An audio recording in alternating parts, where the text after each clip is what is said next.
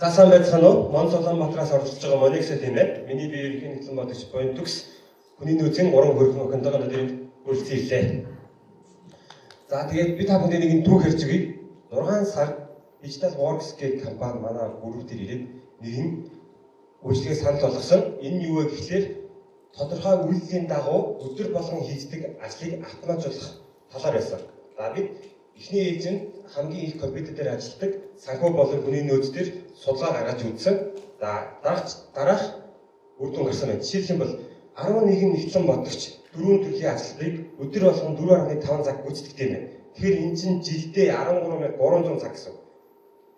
Тэгээд бид үүнийг автоматжуулж чадах юм бол тооцооны нэгтлэн бодогчийн ажлыг 36.7%, хүний нөөцийн менежерийн ажлыг 29.8% автоматжуулах боломжтой бөгөөд энэ автоматжуулах боломжтой ажил дээр манай групп маань жилдээ 646 сая төгрөгийн цалингийн зардал гаргаж байгаа бөгөөд яг одоо л автоматжуулахгүй бол жил болгон энэ зардал 75 сая төгрөгөөр өсөөлөө. Тэгэхээр энэ их өртөг өндөртэй энэ их гараар хийдэг ажлыг хэрхэн одоо хийх юм бэ? Тэгээд энийг гаднаас судалж авах юм бол одоо Монголд үйлчлэгч үзэж байгаа цорын ганц компани 343 сая төгрөг бидэд хийж өгнө. А энийг бид дотоод нүүд болцоогоо ашиглаад 110 сая төгрөг өөрсдөө хийх боломжтой. За энэ шинжилгээ амар жаргал менежер та бүхэнд танилцуулнаа. За тэгэхээр энэ шийдлийг бид бүхэн маань Monix Robot гэж нэрсэн байгаа. За Monix Robot маань яаж ажилладаг вэ гэхээр яагаад робот гэж нэрсэн бэ гэхээр энэ маань бол яг хүний өмнөөс намайг дагаж үйлдэлээдэг гэсэн үг. Энэ бол AI биш, мөн дээрээс нь ямар нэгэн бит робот биш гэсэн. Энэ бол олон улсын Microsoft програмын Power Automate дээр хийгддэг одоо ийм agent гэсэн байна. Тэгэхээр бид бүхэн маань цаашаа энийг Monix Robot гэж нэрлэж байгаа. Тэгэхээр Monix Robot-ийн давуу тал маань юу вэ гэхээр яг миний ажлыг мөн дээрээс нь ерөнхий нийтлэн бодогчийн маань ажлыг яг хүн хийж байгаа юм шиг хийх боломжтой гэсэн үг. За хоёрдугаарт 24/7 ажиллах боломжтой, гуравдугаарт хүнээс хамаарсан алдааг бид бүхэн маань багасгах боломжтой гэсэн үг.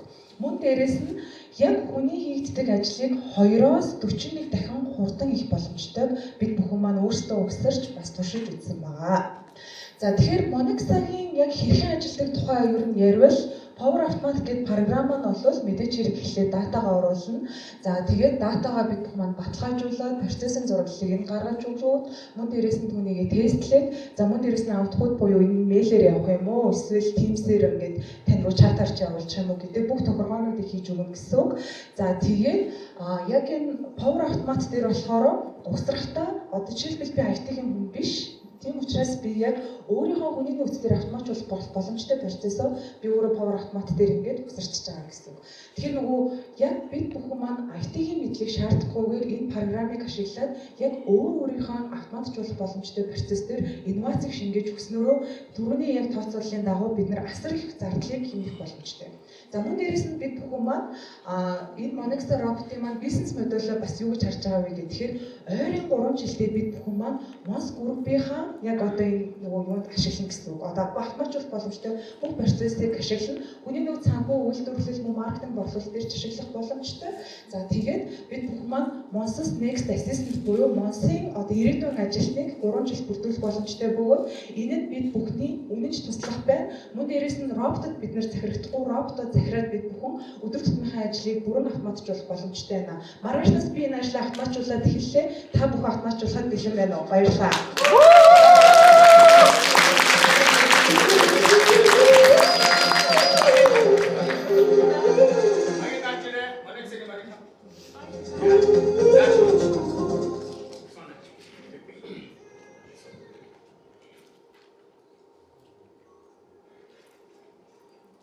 За хүний нөөцийн ямар үйлдэлүүд байгаа вэ? Санхүү дээр бол би мэдээд байна. Хүний нөөцийн яг ямар үйлдэлүүдийг баталгаажлах вэ? За хүний нөөцийн одоо угсарсан байгаа болохоор тушаал гаргах. Яг одоо ингээд өөрөө тушаалын дээр автуугаа ороод регистрийн дугаарыг л оруулж өгөхөд ERP-гаас бүх мэдээллүүдэд татаад тушаалаа боловсруулаад принт дараад бид нар планкан дээр хийлчихэж байгаа. А давхар мэдээж хэрэг тэр тушаалаа гаргаж байхад нөгөө тушаалын бүртгэлийг бас хэсэгдээ бүртгээд явах боломжтой гэсэн үг. Мөн яг үүнтэй адил процессор явагддаг тодорхойлтыг бид нар явуулж болно. За мөн дээрээс нөгөө бид нар юм хатаад байдаг шүү дээ. Жишээлбэл нөгөө менежментийн гараа болоо бүтэн жилээр гардаг. Тэгвэл бид нар сарын мэдээ хизээх боломжтой вэ? Хизээ хийдэг билээ гэдэг юм мартаад байдаг. Тэр болгоныг манай эйженттэй нөгөө ингээ оруулаад өчгөр өмнө ингэ сануулчих. Сарын мэдээгээ та маргааш оруулах юм байна гэдгийг та өөрөө хүмүүстэй сануулах биш, эйжент өөрөө сануулаад тань руу тийм зэрэг бичээлээ эсвэл мэйлээр явуулаад байна гэсэн.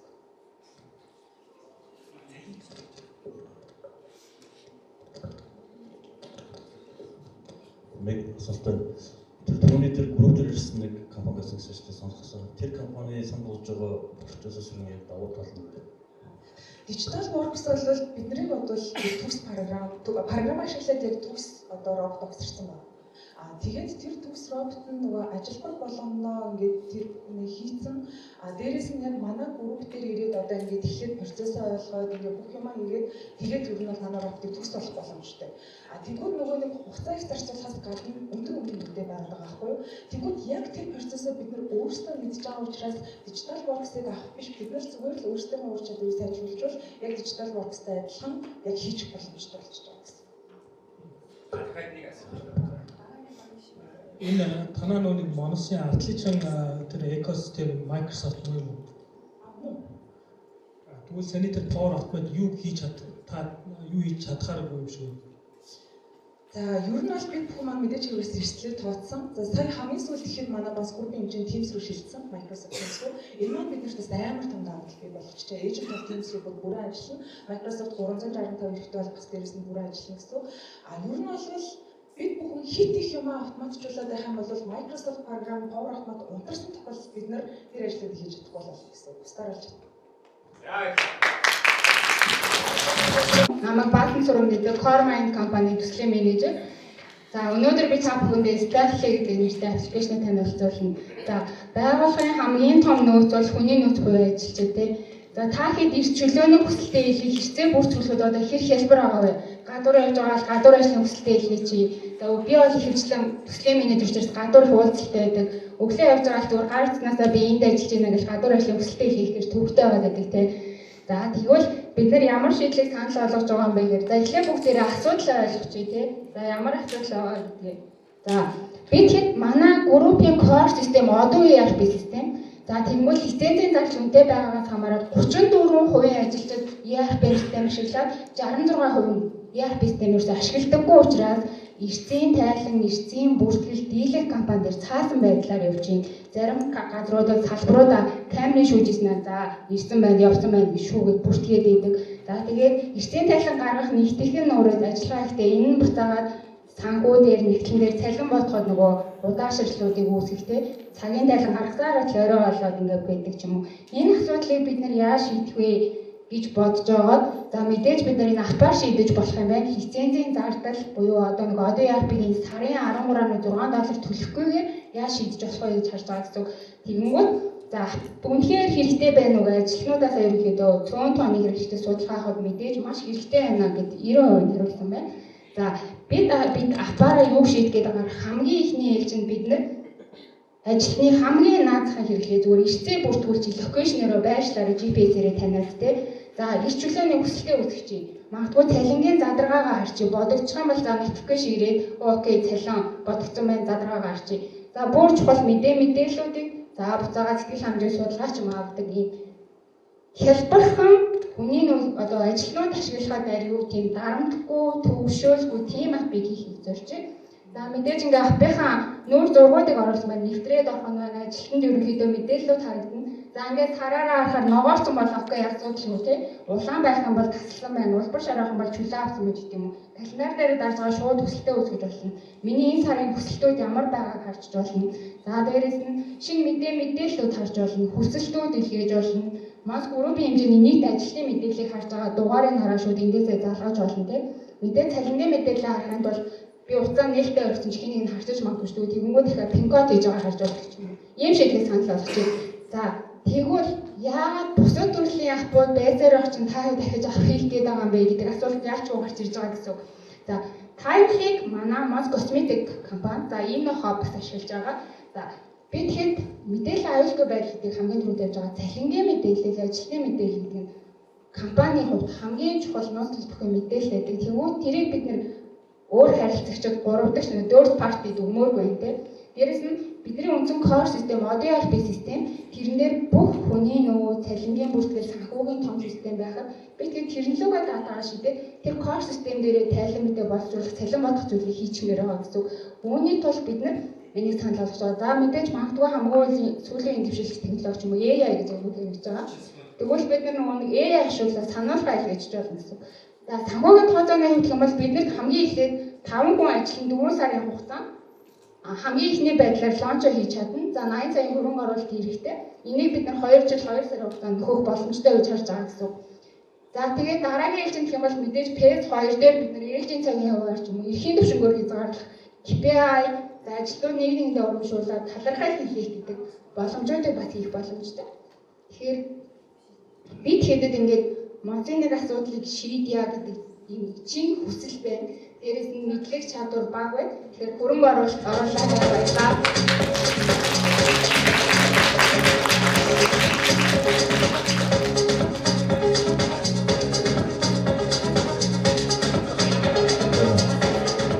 Тэгээс энэ хийх хэрэгцээ ажил байна тийм. Эхний байдлаар бид үндсэн функционалуудаа хийхэд 5 хүний бүрэлдэхүүнтэй 2 девелопер, төслийн менежер, тестер, QA-тэй ажиллахад 4 сарын хугацаанд гэж байна. 4 сарын байдлаар шууд лонч хийх боломжтой гэж харж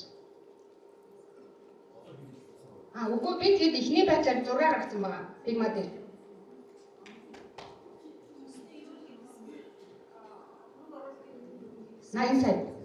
Сайн.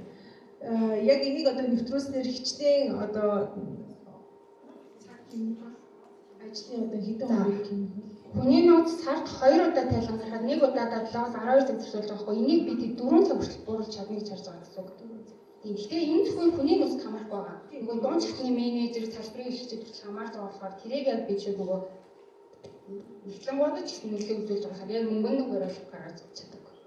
60-70% юу ажил хэмнэн хийж үзэж байгаа гэсэн чинь.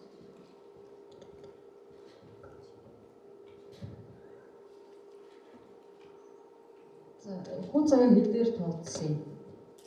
Хоёрдугаар талаар тэгэхээр цалингийн системтэй яаж холбогдсон гэсэн бэ? Хүн цагийг бол одоо Монс групп хэмжээнд санал болгож байгаа тэр дүнгээр тооцсон байгаа. Хугацаа яг цагаар тооцоогүй 2 сарын нөгөө лаунч хийх эхний байдлын 3 сар тэрэндээ төгс 5 өдрийнхаа цалин гаргасан. ERP-ийн юутай интеграц хийхэд бол манай яг баг бол чадна. Нөгөө хүний нөөцийн интеграц хийх энэ шаардлагуудаа өмнө нь зөвлөсөн шаардлагуудаар тодорхойлж байгаа юу? Одоо ер нь та нөгөө 13 ороход байгаа шаардлагууд зөвлөл авсан шүү дээ. Тэрийгээр тодорхойлсон. тэрийг яг бүгдийг аваагүй.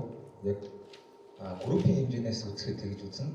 Манай багийн нөгөө Figma, Philosophy энгийн нөгөө одоо өөрс таамаглалын энэ шиг тийм олон салбарт өрсөлдөхгүй продакт болохгүй гэдэг философиг юу баримтлал. Яг чаддаг юм хэд байна? Ийм үр дүн байна гэсэн философи байна. За сайн байцгаана уу та бүхэнд өдрийн мэнд хүргэе. Намайг Баян Жаргал гэдэг MFC багийн танилцуулгыг хийхэд бэлэн боллоо. За та бүхэн дүрдэг цай гээд бодонгууд юу н санаанд шууд юу бууж байна? Хефтэн тий баярлалаа. Баах тий. Тэгээд энэ дээр ерөнхийдөө сонирхолтой нэр үг гэдэг үднээс манайх байх уу цайны төслийг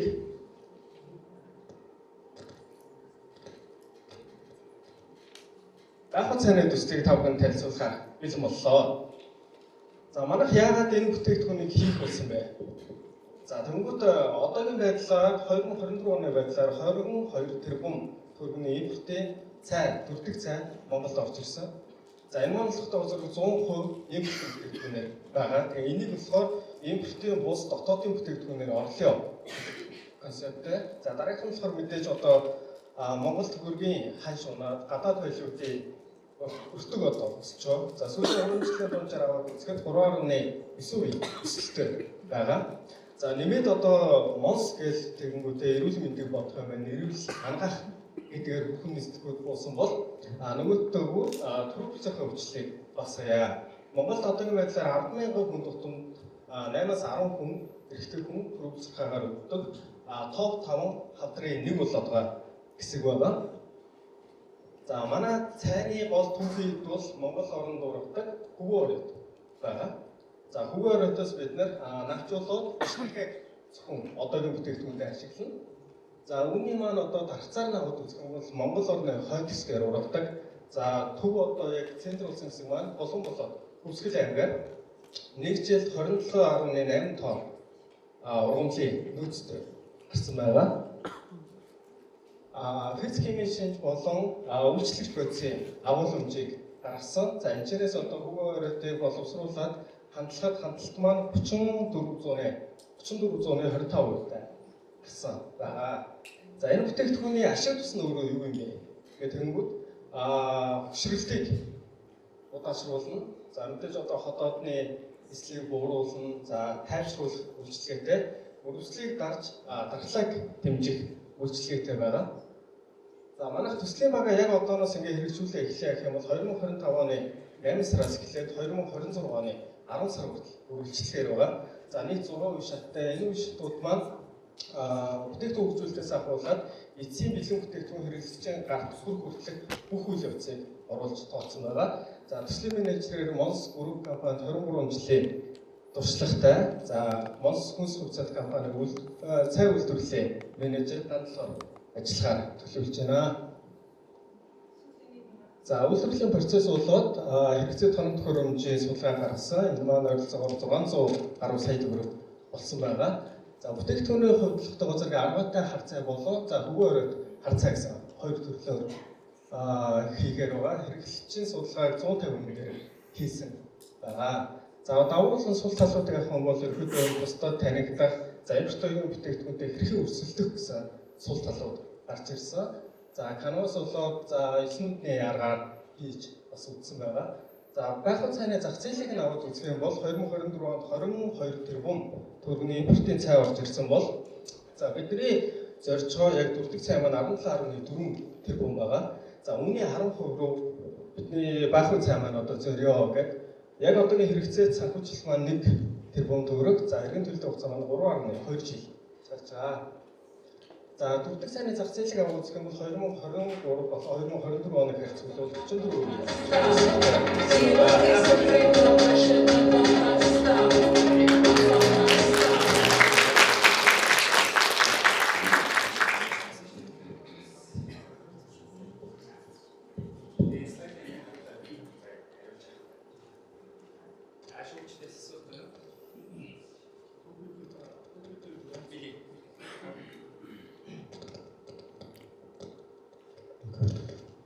Түүхийдээ нөөцтэй, түүхийдээ цуглуулах одоо юу хэрэг байгаа те тэр хангалттай түүхийдээ нөөцтэй байгаа. Нэг за хөвөр одон тогтоомжрог манай одоогийн цай үйлдвэрлэлийн 100 наслаараа цайны нийт орцны 80% ордог байгаа. Тэгээд түүх дээр нь аваад үзэх юм бол 1 жил 2708 тонн ургамлын нөөцтэй байгаа. Ерөнхийдөө түүсэн хүмүүсээс бид нар одоогийн байдлаар аваад ашиглаа явдаг. Таад нөгөө зах зээлээ буруу тодорхойлсон юм шиг байна. Байх хуцаа гэхэр чинь байх хуцаа чи өөр тий одоо лифтэн цай. Та хэдийн нөгөө цайг харахаар илүү нөгөө антиоксидант тэгээд нөгөө янз бүрийн хүчин хэмжээлт баг юм эрүүл мэндийн бүтээгдэхүүн шиг харагдаад байгаа байхгүй. Тэгэхээр энийхээ нөгөө зах зээлийг буруу тодорхойлсноос болоод юу ч юм гэсэн өөр гараад байгаа юм шиг санагдаж байна. Энэ дээр хариу өгнө. Яг манай зах зээл болохоор одоо л эрүүл мэндийн үйлчилгээтэй бүтээгдэхүүн бол эрчим гэдэг цай байгаа. Одоо яг бидний зориод байгаа зах зээл нь болохоор яг өдөр тутамд хэрэглэх яг нөгөө нэг шууд хандлалт нь нэг 15-аас 30 секундын дотор ордог тийм цай гэдэг нь зориод байгаа гэсэн. Тэгэхээр яг тэр цайг зорж байгаа гэсэн бид нар ямар нэгэн химийн гаргалгүй зөвхөн байгалийн гаргалтайгаар мөн эрүүл мэндэд тусдаагаар тийм цай үйлдвэрлэх гэж зорж байгаа. Нэг асуулт. Та хэд хүнсийн залууч шүү дээ. Гэнтэн сүүлийн доо нэг ийм санаа ороод ирсэн үү? Эсвэл одоо өдөр тутмын ажилд энийг хоёрын ярьж ирсэн үү, ярьдаг байсан уу? Санал төвшүүлж ирсэн үү? Бидний дуулахтай газар яг энэ шиг арай өөр санаа төвшүүлээ орж ирсэн. Тэгээд яг одоогийн байдлаар хэрэгжүүлэх жоохон асуудалтай байсан учраас Манай уулуурын менежер ганц урын яг магистрийн дипломын сэдв байсан. Энэ дэр үндэслээд энэ цаг бид нар юм хийе гэж сүүлийн 3 хоногт үтсэн байгаа. За өдөр цайны үеэр бас амтлагаа хэлсэн. Одоо та бүхний ширээн дээр бас тест амтлагаанууд тавигдсан байгаа.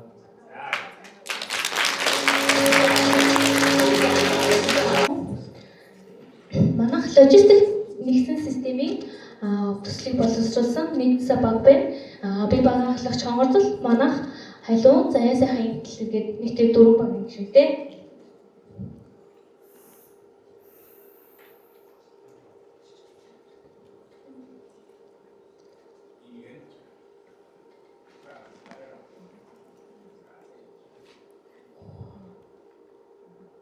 За бид Монс группийн нэг төгөөлт хийдэг ажилтнуудын дунд судалгаа авахад төгөөлтөнд дараах юм асуудлууд тулгардаг гэж гарч ирсэн байгаа. Энэ нь болохоор төвчрэл, хотгоны жип, зогсоол, хамрах зай, зэгүүдийн хоорондын зай, давхарцсан маршрут, оновчгүй тооцооллыг. За энээр үндслэн бид нар төгөөлтийн ажлынхаа тоон үзүүлэлтийг ер нь бол авч үзэх юм бол энийг гэрэг компанийнхаа нийт нөгөө төгөөлтийн ажлынхаа дунджаар гаргаж ирсэн. За энэ дээр бид нар яг өдрийнхөө процессыг авч үзэх юм бол за нэг төгөөлтийн ажил нь 8 сарын 12-нд за 4 захиалга хүргэхийн тулд нийтдээ 12 цагийг зарцуулсан гэсэн. За энэ одоо яг маршрутаа бичлэгийг харъя.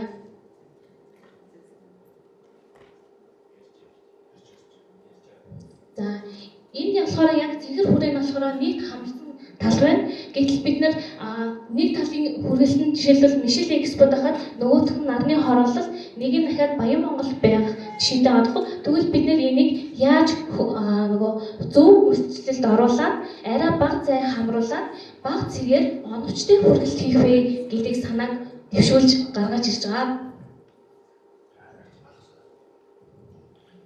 За бид нар энэ санал болгож байгаа болохоор логистикийн нэгдсэн систем. Энэ дээр болохоор Монсын компани болон өөрсдөө хүргэлтийн харилцаанд явдаг. Үгүй энэ дээр болохоор нэгдсэн ийм систем ажлуулын тэгэнгүүтээ нийтдээ давхцаж байгаа хүргэлтүүдээ нийлүүлээд нэг хүргэе гэдэг санал гаргаж байгаа. Одоо Монс хүнс нийтдээ 3500 зэгтэй ялаг гэхэд гэрийн гэт энэний 1000-ийн косметик 800 ингээд давхцсангууд давхцлан 36.6 байгаа. Тэгвэл энэ хэмжээгээр зардал буурах боломжтой гэж бид нар харж байгаа. За тэгвэл энийг яаж хэрэглүүлэхээр плет менежмент систем гэдгийг ерөнхийдөө авч үзээд энэ болохоор хамгийн зөв оновчтой зайгаар зөв системтэйгээр тухайн түгээлийн ажилтнууд ингэж хүргэнэ гэсэн маршрутыг гаргаж өгдөг. Энэ нь болохоор өдөр өдрийнхээ дата дээрээс инкийгээд шинжилгээтэй явах боломжтой байдаг. За энэний үр ашиг нь ямар байгаа бэ гэдээ бид нар харах юм бол нийтдээ улам Монс групп 39 хүргэлтийн машинтэй. За энэ 82 ажилтан ажиллаж байна гэж үзэх юм бол жилд 2.6 тэрбум төгрөгийн зардал гарч байгаа. За энийг бид нар болохоор нөгөө 28% бууруулах буюу гэж авч үзвэл 674 сая төгрөгийн хэмнэлтийг хийх боломжтой. Төлсний зардал болохоор 91.1%-ийн хэмнэлтийг хийгээд нийтдээ 28% бууруулах хэрэгтэй. Энийг яаж авсан гэвэл нөгөө хүргэлтийн давхц буюу 35% юугаар буулгана гэж үтсэн. 0.8 буюу 28%-аар буулгана гэж үтсэн. За энэ дээр харах юм бол манай төслийг хэрэгжүүлэхэд нийтдээ 104 цаг төгрөгийн хөрөнгө оруулалт шаардлагатай. Үүнийг бид нэр хэмсэн буюу 700-800 зургийг бид нэр хэмж байгаа. Энийг хөрөнгө оруулалт нөхөх хугацаа 1.6 сая гэж харж байгаа. Нэг жилийн төгөлтийн ажлын зардал нь 25%-аар буурах боломжтой байгаа.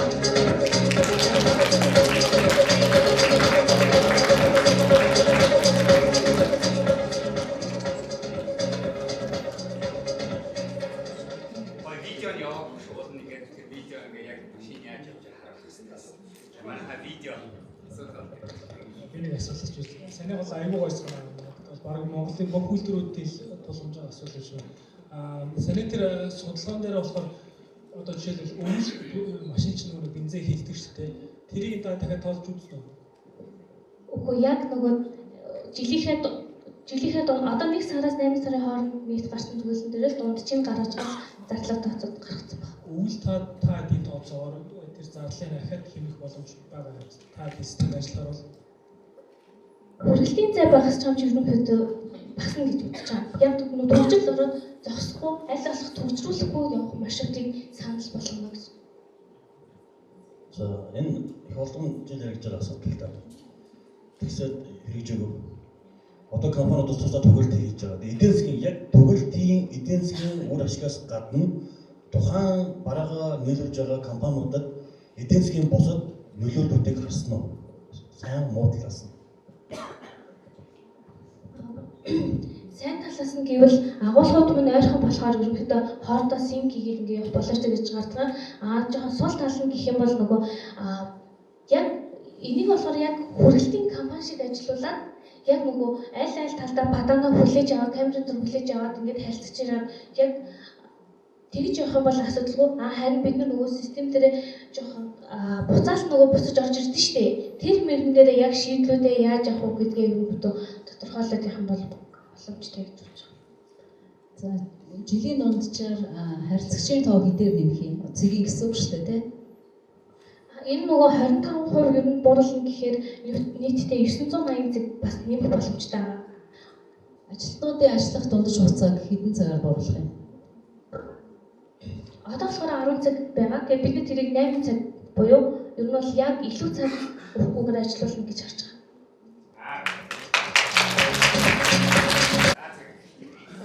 Энэ өдрийн мэндийг хүргэе. За манай баг Metaverse баг дөрөвний бүрэлдэхүүнтэй.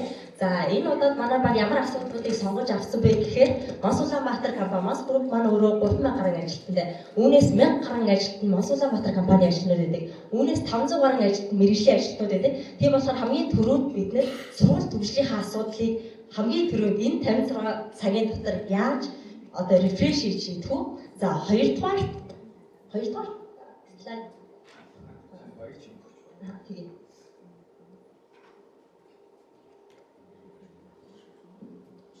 За хоёрдугаар асуудал нь болохоор мэдээллийн бүртэмжтэй байдлыг яаж сайжруулах вэ? За гуравдугаар асуудал нь болохоор ил тод байдлыг бид нэр Мос Улаанбаатар компанид ил тод байдлыг яаж бий болгох уу гэдэг үгнээс дараах эдгээр асуудлуудыг одоо томоор вебсайт хэлбэрээр шийдсэн байгаа.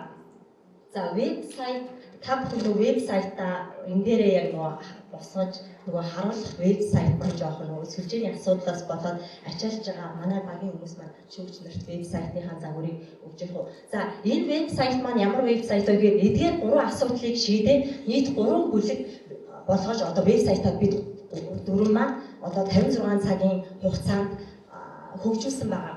За нэгдүгээрт болохоор вебсайт маань эхний ээлжинд одоо туур хэлбэртэй. Энэ туур хэлбэр маань Мос Улаанбаатар компанид ороод Мос Улаанбаатар компани одоо офисынхаа үйл ажиллагааг танилцуулдаг туур. За хоёрдугаарт Мос эмийн сан руугаа ороод Мос эмийн сангийнхаа туурыг одоо бид бүхэн одоо туур хэлбэрээр виртуал хэлбэрээр хийсэн байгаа. Тэгээ энийгээ нөгөө харуулъя гэхээр нөгөө жоохон асуудал үүссэн учраас тань харуулах боломжгүй байна. За гуравдугаарт болохоор манай юугаа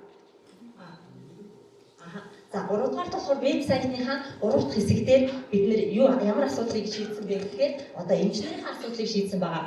За эмчнэр дээр бол вебсайт дээр бид нэр одоо эмчнэрийн нийт одоо манай эмчтэй салбар маань өдөрт 300-аас 500 мянган төгрөгийн одоо борлуулалт хийдэг байгаа. За манай эмчнэр бол үдээс өмнө буюу 9-ээс 15 цагийн хооронд бол сул зогсолтой байдаг. Тэгэхээр энэ 15 цагийн сул зогсолтыг бид нэр вебсайтанда яаж одоо компанида буцаагаад ингээ мөнгө босгох уу, орлого оруулах уу гэдэг одоо тэр асуудлыг яаж шийдсэн бэ гэхээр 9-ээс 15 цагийн хооронд вебсайтаараа онлайнаар цагаас эхэлчихье. Эмчнэртэйгээ уулзах, эмчнэртэйгээ онлайнаар телемедицинаар уулзах, хүслэг онцлогоо зөвлөгөөгөө онлайнаар авах тэр цагаа захиалчих. За 3 дугаар салбарын эмийн сангууд дээр манайхаас вебсайт дээр ямар үйлчлэгийг одоо хийгээд бэлдээд одоо хөгжүүлсэн байгаа вэ гэхээр салбарын эмийн сангууд маань манайх нийт 146 салбар маань 26 онцлог салбар онцлогоо үйлчлэгийг үзүүлдэг. Энэ 26 салбаруудаа бид нар вебсайтн дээрээ байршуулаад тэр салбарууд дээрээ одоо зөвлөгөө үйлчлэгээ авдаг болъё гэж ярьсан байгаа. За дараа нь болохоор вебсайтн дээр тендерийн асуудал. За дараагийн нэг ярих хэвээр асуудал бол энэ гэрээ тендертэй холбоотой асуудал байгаа. За энийг яагаад сайт дээр оруулах хэрэгтэй юм гэхээр одоо жишээлбэл манайх өөр одоо тийм нийлүүлэгч бараа бүтээгдэхүүнээс худалдаа авъя гэхээр бид бүхэнд одоо тодорхой хэмжээний дата бааз ч юм уу тийм одоо нийлүүлэгчээс солихийн тийм ямар нэгэн мэдээлэл бол өнөөдөр бол байхгүй байгаа тийм. За эндээс үүдээд компанид өнөөдөр асар том хохирол учирч байгаа. За яагаад тэгэхээр одоо жишээлбэл бид нэг гэрээн дээр ч юм уу нэг бүтээгдэхүүн дээр 5-700 төгрөг хэрэг хэмж чадах юм бол нэг салбар дээр өдөрт дунджаар 280 байна. 145 салбар хэмжсэн байгаа. Энэ нь болохоор өдөрт 40 сая, цаашдаа 145 салбар эмийн сан дээр 1 сарын орлого бол 1 тэрбум төгрөгийг хүртэл нэмэгдүүлж чадах юм байна гэдгийг тооцоолол гаргачаад байгаа. За 5-700 төгрөг гэдэг бол өөрөө бид бүхний тооцоод гаргацсан бас мөн өөр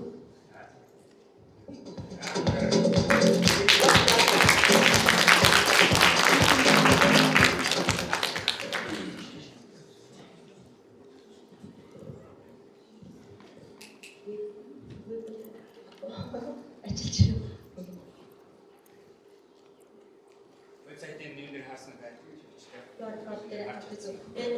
Бид нар яг 56 цаг дотроо одоо юу шийдэхийг хүссэн бэ гэхээр яг бодиттой яг хүн ер нь 56 цаг бодиттой юу хийж чадах вэ? Одоо дөрөв хүн те нэг баг болоо юу хийж чадах вэ гэхээр бид нар хамгийн түрүүнд веб хөгжүүлэлтийг хийсэн 56 цаг дотроо веб босгож ирээ. Тэр веб дээрээ туугууд оруулсан байхгүй юу? Мас Улаанбаатар компани яг гэвэл манайх 1000 гаруй ажилтнтай дахиад 3 бүс болсон. 3 бүс маань дахиад 3 офис болсон. Тэгэхээр бид нар шинээр орж ирсэн ажилтнууд дотоодын ажилтнууд маань яадаг вэ гэхээр за Монстер хэлтэй дээр бас тодорхой хэмжээгээр шийдсэн явж байгаа. Тэрнээс яг юугаар ялгарх юм?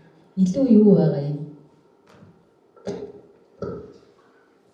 За хоёртоос ялгаатай нь юу вэ гэхээр манай Мас Улаанбаатар компани вебсайт маань өөрөө хөгжүүлэлт ерөнхийдөө одоогоор муутай байгаа.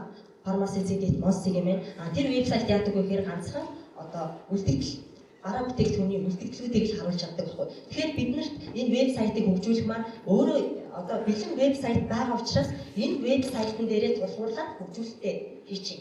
Тэгээд хүмүүс тэрийг ашиглахгүй. Яагаад гэвэл ганцхан бараа бүтээгдэхүүний үлдэгдэл хардаг, тэрийг эмчнэр маань хардаг байхгүй, манай захын эмчнэр хардаг. Тэгэхээр энийг эргүүлээд энэ вебсайтаа хөгжүүлснээр яаж орлого олох вэ?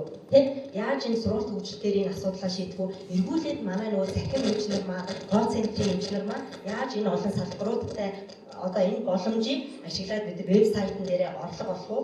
Байнгын хэрэглэгчид бас вебсайтн дээр бидний салбаруудын мэдээллийг одоо авч ийн гэдэг маань энэ маань өөрөө маркетингийн нэг сувг болж байгаа, борлуулалтын нэг сувг болж байгаа байхгүй. Бид нар бол борлуулалтын ганцхан сувг байгаа. Одоо өдөөсөө одоо жижиглэн худалдааны тийм. Тэр бид нар борлуулалтынхаа сувгийг давхар энэ вебсайтаараа дамжуулаад вебсайтаа хөгжүүлээд мөнгө боломжтой гэдэг зүйлийг харж байгаа. Хөгжүүлэлт үгүй вебсайт бол бэлэн тэрийг өдөөсөө хөгжүүлэх маань одоо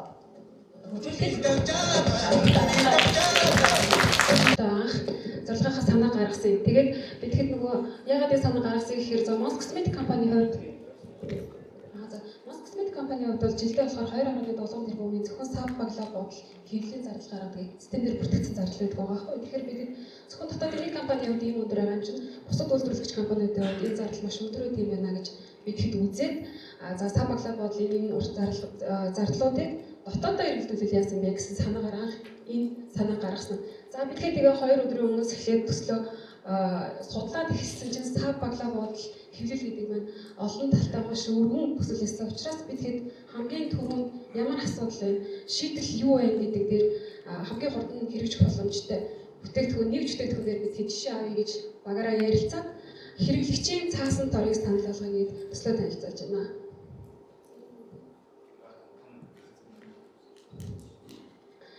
За хэрэглэгчийн цаасан тоор санал болгож байгаа учраас мэдээж бидгийг цаасан торыг гялгар утыг халахж байгаа учраас цаасан тор санал болгож байгаа учраас за цаасан гялгар торны одоо хор хөнөөл юу байдаг вэ гэдэг талаар бяцхан судалгаа хийсэн байгаа. За бидэхэд бол ерөнхийдөө бол цаасан тор хортол гэдэг. Гэхдээ ямар хортой бол мэддэггүй те.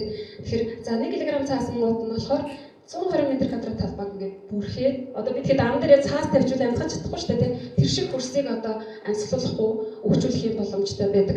Ийм судалгаа хийх юм байна. За тэгвэл Мос Улаанбаатар сарда одоо бидэхэд Мос Улаанбаатарын торыг жишээ авдаг нэг хамгийн өөрийн их сурвалж учраас тэгээд бидний зорилго бас энд яваа учраас Мос Улаанбаатарын торыг ингээд жишээ олгож авсан байгаа шүү. За Мос Улаанбаатар болохоор сарда 3.7 тонн буюу За жилдээ 44.9 тонн гялгар утны хог аягдлыг үүсгэх боломжтой үүсгдэг байх нэ. За тэгвэл гялгар ут маань ерөнхийдөө ямар хүнтэй байдгийг гэдэг судалгаанууд энэ дээр харцгаая. За Монс Улаанбаатарын 100 150, Аз фармын 50 100, Микийн дундын тороо өнгөө тийм ээ. Том тороо 154 талдаг байх нэ. За тэгвэл би тэгэхэд нөхцөлөө цаашаа судлахын тулд эдгээр судалгаануудыг бас хийсэн байгаа. Хийсэн байгаа. За Монс Улаанбаатарын хувьд болохоор нийтдээ жилдээ 94.2 сая төгрөгийн хог ачлалтын зардал гаргадаг байх нэ. За тэрний 70-80% нь картон цас үүдэн. За Монс Улаанбаатарын хувьд жилдээ 7.2 сая ширхэг цаасан торыг кассаар бичиж гаргадаг юм байна. Тэр нэг 871.2 сая төгрөг юм байна. За МОВ GGI Монс хүнс жилдээ 1 сая гаруй тонн картон цаасны хэрэглээ бол байдаг юм байна гэсэн бид хэд их сурвалжаас авсан мэдээлэл бол байгаа. За тэгвэл бид хэд дотор байгаа тэр хог хаягдлыг бид нарт асуудал байна. Гялгар тороо те. Дээрээс нь бид хэд хог хаягдал байна. Тэгэхээр бид хэд цаасан картон бор картон цаасаа буцааж түг хэд материал болгож ашиглаад дахин боловсруулад цаасан дор үйлдвэрлэх боломжтой юу? За мэдээ цаасан дор бол бид хэд те стандартын дагуу зарлах боруулах байгальд ихтэй хог хаягдлыг оруулах боломжтой, дахин боловсруулах боломжтой, ажлын байрыг нэмэгдүүлэх боломжтой гэх мэтлэгээр давуу талуудыг бол өгөх нэ. За тэгвэл бид түг хэд материал хаанаас та авах вэ? Логистикээ яаж шийдэх вэ? За Монс Улаанбаатараас болохоор бид болохоор нөгөө түгээл дээр нь бүтээгдэхүүн очиход нь буцаад картон цаасаа авах зарчмаар ерөнхийдөө явна гэж төлөвлөж байгаа. За нэг салбар дээр нэг сар дунджаар 100 ширхэг картон цаас хог хаягдал гардаг юм байна. За бусад үйлдвэрлэгч компаниудаас бол бидгээд үйлдвэрээс нь MNSG-ийн агуулгах руугаа сардаа 4 удаагийн татаа авалт хийгээд буцаагаад эзэн бүтээгдэхүүнээ түгээх материал авахдаа буцаагаад нийлүүлэх зарчмаар ерөнхийдөө ажиллана гэсэн зорилготой байгаа. За цаас дахин боловсруулах процессын зориул маань иймэрхүү хугацаа байгаа учраас жоохон үйл яваач. За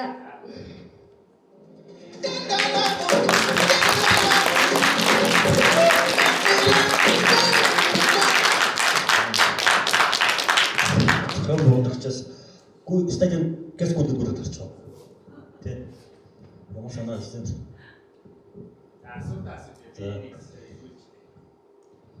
За тор бол Улаанбаатарын эмийн сангаас авсан торыг чинь ингээд харилцагч нар гэлөөгөө авчихдээ шүү дээ тийм ээ.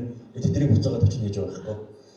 Зүгээр агуулгах дээр одоо би агуулгатай байдгийг гэх юм бол агуулгах дээр бол үнэхээр энэ цаас харилцаг нэг батгах хөвгч байдаг асар их байдаг. Та нэг ботор очсон юм уу? Би илүү ихээр та тэнд байгаа цаас нь яг энэ цаас харилцагны аяг цаасны хэмжээг ботор очиж үзээд хараад хэмжээд тэгээ бас тэн дээр суурилсан жоохон тооцоолгээд манай хэрэгцээг 90% үйлдсэн бол илүү ботор болсон болов гэж л харагдаж байна л да. Тэгэхгүй бол яг юуны агуулга болж байгаа яасангүй магадгүй цагийн дээр орчихсон байна.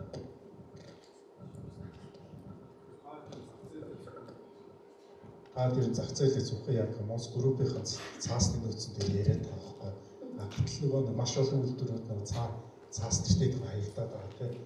Тэгэхээр тэр нөөцийг та тийм харах юм бол нөөцийн хувьд бол асуудал том байхгүй. Тэгээд тийчийн хувьд бол зүгээр яг нөгөө бидэрт байгаа л мэдээлэлч нөгөө тэрэн дээр хамт цаг авчихлаа.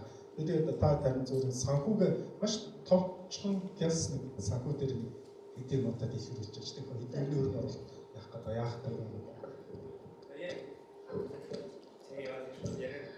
За бид хэд болохоор хөрөнгө оруулалт, тоног тохиромжийн хөрөнгө оруулалтын зарлалтанд 722.2 сая төгрөг хэрэгтэй байгаа.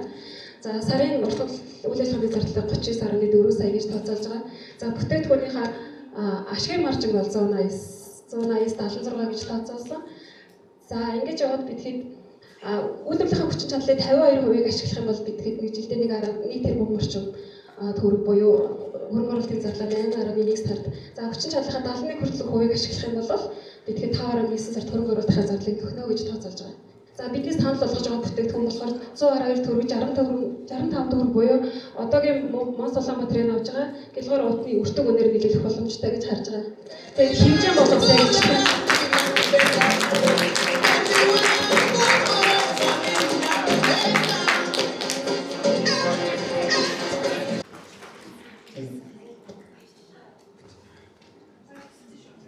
За сайн бацхан өдрийн үргээ.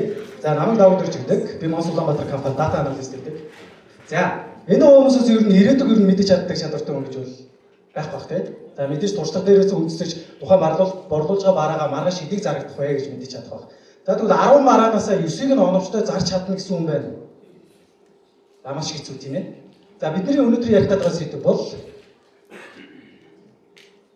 за ерөнхийдөө бол бид нэр хиймэл оюуныг агуулгын нөөцийн менежментэд ер нь ашиглах талаар ерөнхийдөө ярих гэж байна. За биднэрт үүсэж байгаа асуудлууд юу гэдэг вэ гэвэл агуулгын нөөцөө оновчтой зохицуулаагүй гэсэн үгдэлтэй борлуулалтаа алддаг. За үүнээс гадна тухайн захиалгуудыг хийдэг хүмүүсийн цалингийн зардал хүртэл давхар явж байгаа юм байна. За манай компанийн хувьд ярихад бол жилийн 1 жилийн хугацаанд алдагдсан борлуулалт ер нь 4 тэрбум гэсэн тоо байдаг. За түүнээс ингээд ер нь дундажтаад бодоод үзэхэд за талыг нь үнэхээр хий тасалтлаас үүдэлтэй оновчтой зохицуулж чадаагүйгээс үүдэлтэй алдагдсан борлуулалтаа гэж үзэх юм бол бид нэр цэвэр ашигасаа 560 сая төгрөг алддаг байна. За цалингийн зардалд манайх нийтээр 134 эми сантай. За эми сангийн хэрэгжлэгчнэр өдөрт 1 цагийн захиалгадаа зарцуулдаг гэж үзвэл цалингийн зардал 495 сая төгрөг. За нийтдээ жилд 1 тэрбум орчим тэрбум гаруй төгрөгийг бол цалин нийт энэ алдагдлыг бол агуулгын нөөцөө оновчтой шийдэж чадаагүй гэсэн үүдэлтэй байдаг байна.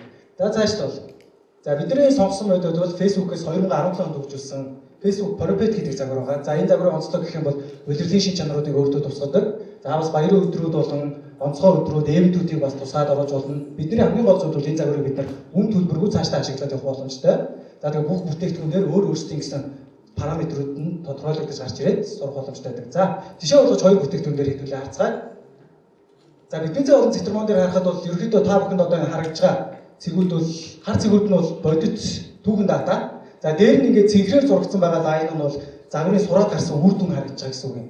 За тэгээд энэ хойшоо шилжүүлээ харах юм бол бидний цэгийн хувьд бол удирдлагын шин чанартай байна. Зуны нөхцөл борлуулалт буудаг, үеийн саруудад борлуулалт өсдөг байна. 7 хоногийн ерөнхий трендтэй байдаг. За харин цэтрмоны хувьд бол ерөнхий тогтмол борлуулалттай гэдэг нь бол харагдаж байна. За загварынхаа үр дүн хэр сайн болсон бэ гэдгийг хэдүүлээ шалгацгаая. За нийт 3 сарын ирээдүг хамаглаад түүндээ бодит гүйцэтгэлээ харьцуулаад харахад за эхний бидний цэг дээр бол 88% тай. За цэтрмон дээр болохоор 89% тай. Ер нь бол хоёулаа 90 орчим хувьтай хамгаалж чадж байна гэсэн. За энэ юу гэж хэлж байгаа гэхээр загварууд ерөнхийдөө бол 10-аас 9-ийн бол оновчтой тааж чадж байна гэсэн үг байна. За бид нэр энийг ер нь хэрхэн яаж ашиглах вэ? Одоогийн бидний байгаа бизнес нөхцөл байдалд ерөнхийдөө хоёр харилцагчлаар ашиглаж болно. За нэг нь бол вершн нэг хөлбөр нь бол одоогийн нөхцөл байдал биднэрт бол анханасаа тохируулж өгсөн, группээс тохируулж өгсөн зарчмаар явдаг. За өрөлтийн стандарт, аюулгүй байдал, за тэгээд актив. За бид нар бол активийн хооронд энийг оруулаад өгснөөрөө шууд ашиглах боломжтой гэсэн үг. Өнөө маргааш шууд ашиглаж болно гэсэн үг. За цаашд бол вершн 2 дээр мониторинг системийг хөгжүүлээд явах боломжтой. Илүү том систем болгоод хөгжүүлж чадах юм бол гадагшааш дээр ер нь компаниудад борлуулаад явах боломжтой том систем хөгжүүлж чадна. За тооцооллын хувьд гэх юм бол за ингээд шаардлагатай эхний вершнийг хувьд шаардлагатайгаар үзэхэд 12 сая.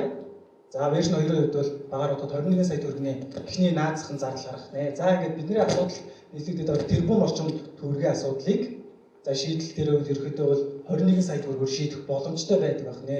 Бид маш богино хугацаанд энэ их жил болгоо алдаад байгаа алдагдлыг шийдэж чадна. Энэ бол зөвхөн нэг компанийн хувьд ярьж байгаа зүйл. Энийг группийн бүх компаниудад ерөөхдөө ашиглах боломжтой гэсэн үг. За баярлалаа.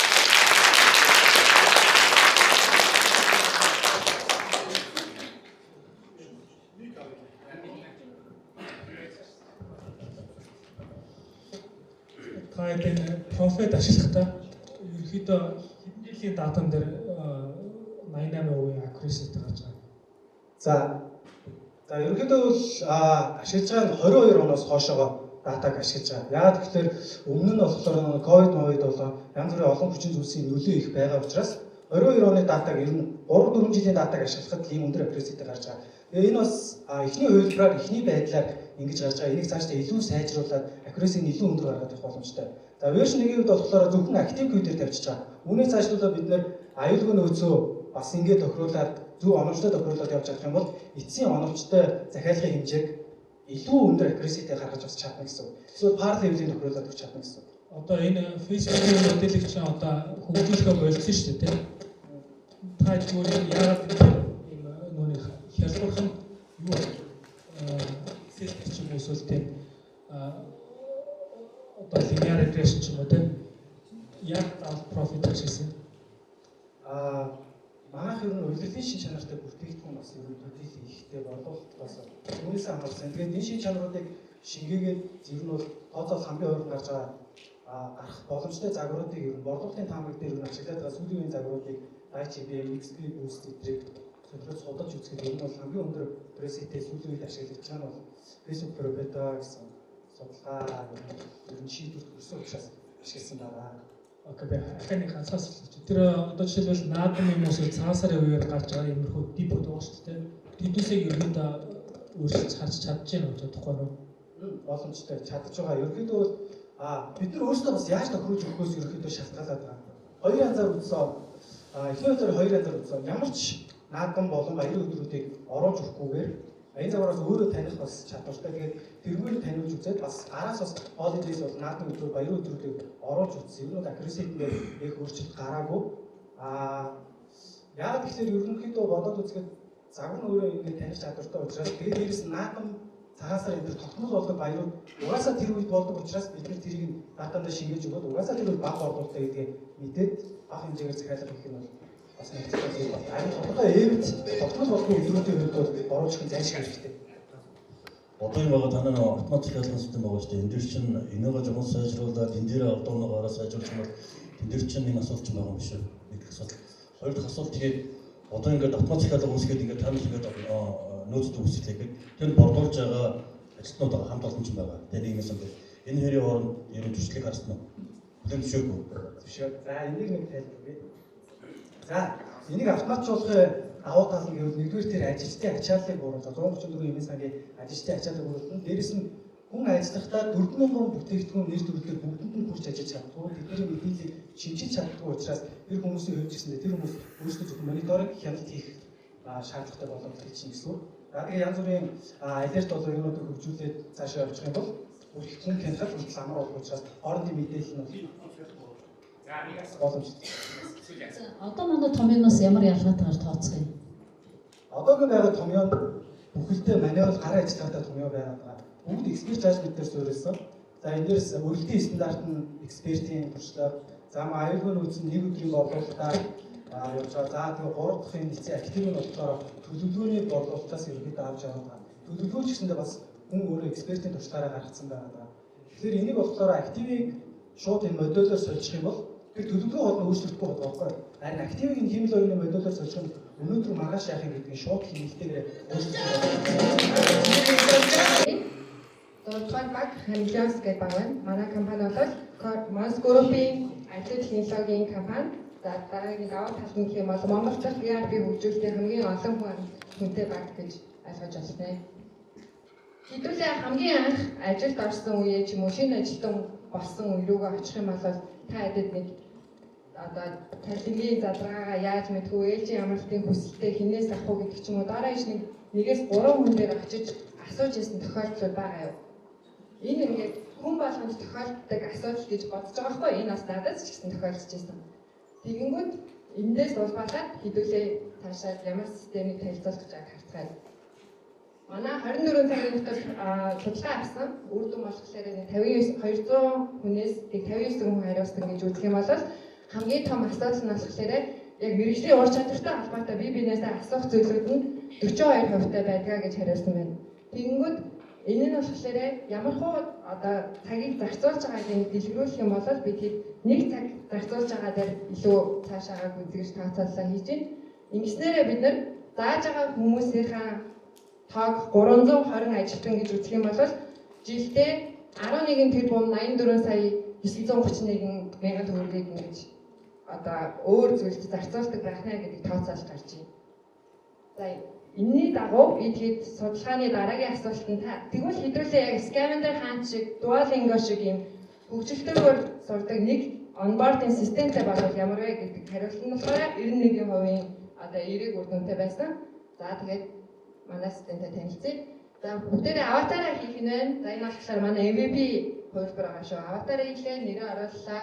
За тэгээд цаашлаад явах юм бол энэ нь XP цогцолох үүрэгтэй. За компани болох өөрийн лайнтай. За тэгээд асуулт мэдлийн сан оруулна. Эндээсээ шалгалт өгнө, баталгаажуулна. Эннийхээ дагуу XP-гээрээ эргээд тэр хүн одоо компаниасаа ямар нэг урамшуулж авах ч юм уу, эсвэл өөрийнхөө аватарыг илүү сайжруулах ч юм уу, дараагийн ингээд сонирхолтой байдлаар сураад явчихж байгаа.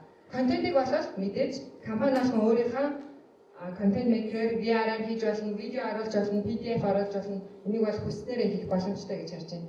Бид хэдийн дараагийн одоо функционалын Phase 2 болохоор skill matrix буюу карьерийн path нь одоо үргэлжлэх боломжтой гэж харж байгаа. Тэгэхээр зөвхөн шинэ ажлуудад зориулаагүй энэ цаашлаад утсан хүмүүс ч гэсэн хаашаа хүртэл хөгжих боломжтой гэдгийг нийт бол шийдлэн харуулж чадна гэсэн. За ингэснээр бид хэд яг юу хийж байгаа гэхээр олон улсын судалгаанаас жишээ авъялаа. PepsiCo гэдэг үйлдвэрийн компани бол өөрийн гэсэн onboarding application те. Application бол өөрөө яг ажлуудад зориулсан бас сонирхолтой байлаг явдаг. Бас үйлдвэрийнхээ байрыг VR-аар үздэг ч юм уу те. Ийм байгаа. Тэгээд ингэснээр тэр компаниуд болохоор 1-ээс 5 сая долларыг хэмж чадсан байдаг байгаа. За манайх тэгвэл яаж хэмэх вэ гэхээр хэдүүлээ мэдлэгийн сангаа нэг төвлөрүүлээд энэ бол бид хэдийн зайлшгүй нэг асуудал болчиход байгаа гэж харж байна. Хэрвээ энэ хугацааг та хүнд өнөөдөр 15 минутыг одоо заадаг байсныг хэмнэж чадах юм бол 253 сая төгрөг хэмж чадах юм байна. Хэрвээ энэ цагийг 1 цаг болгож багасгаж чадах юм бол та 1 тэрбум төгрөгийг одоо илүү үр ашигтай зүйлд зарцуулж чадах юм гэж харж болж байгаа.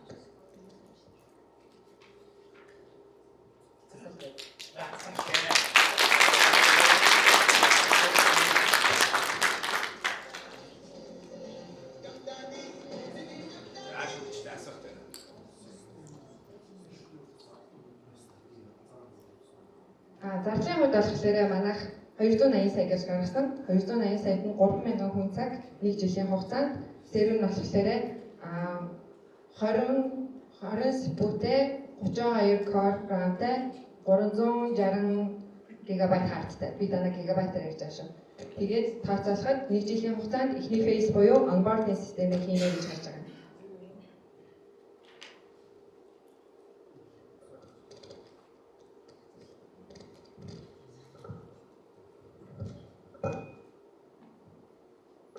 Зүгээр одоо жишээ та нар өөртөө ийм систем хөгжүүлэхээс бэлэн систем ашиглах нь хэр хурдан дээрээс нь хэцүүлтийн тийм жоо дотоод авсандаа.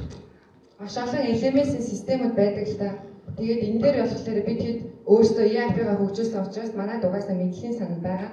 Тэгэхээр энийг илүү хурдтай хийж бага зардлаар бүтээх боломжтой газар нь бид нөр өөрсдөө гэж харж байгаа.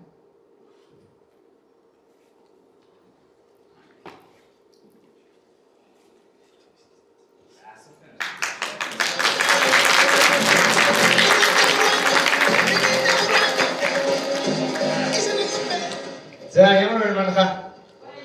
Янз юм ээ. Бахархоштой супер байна.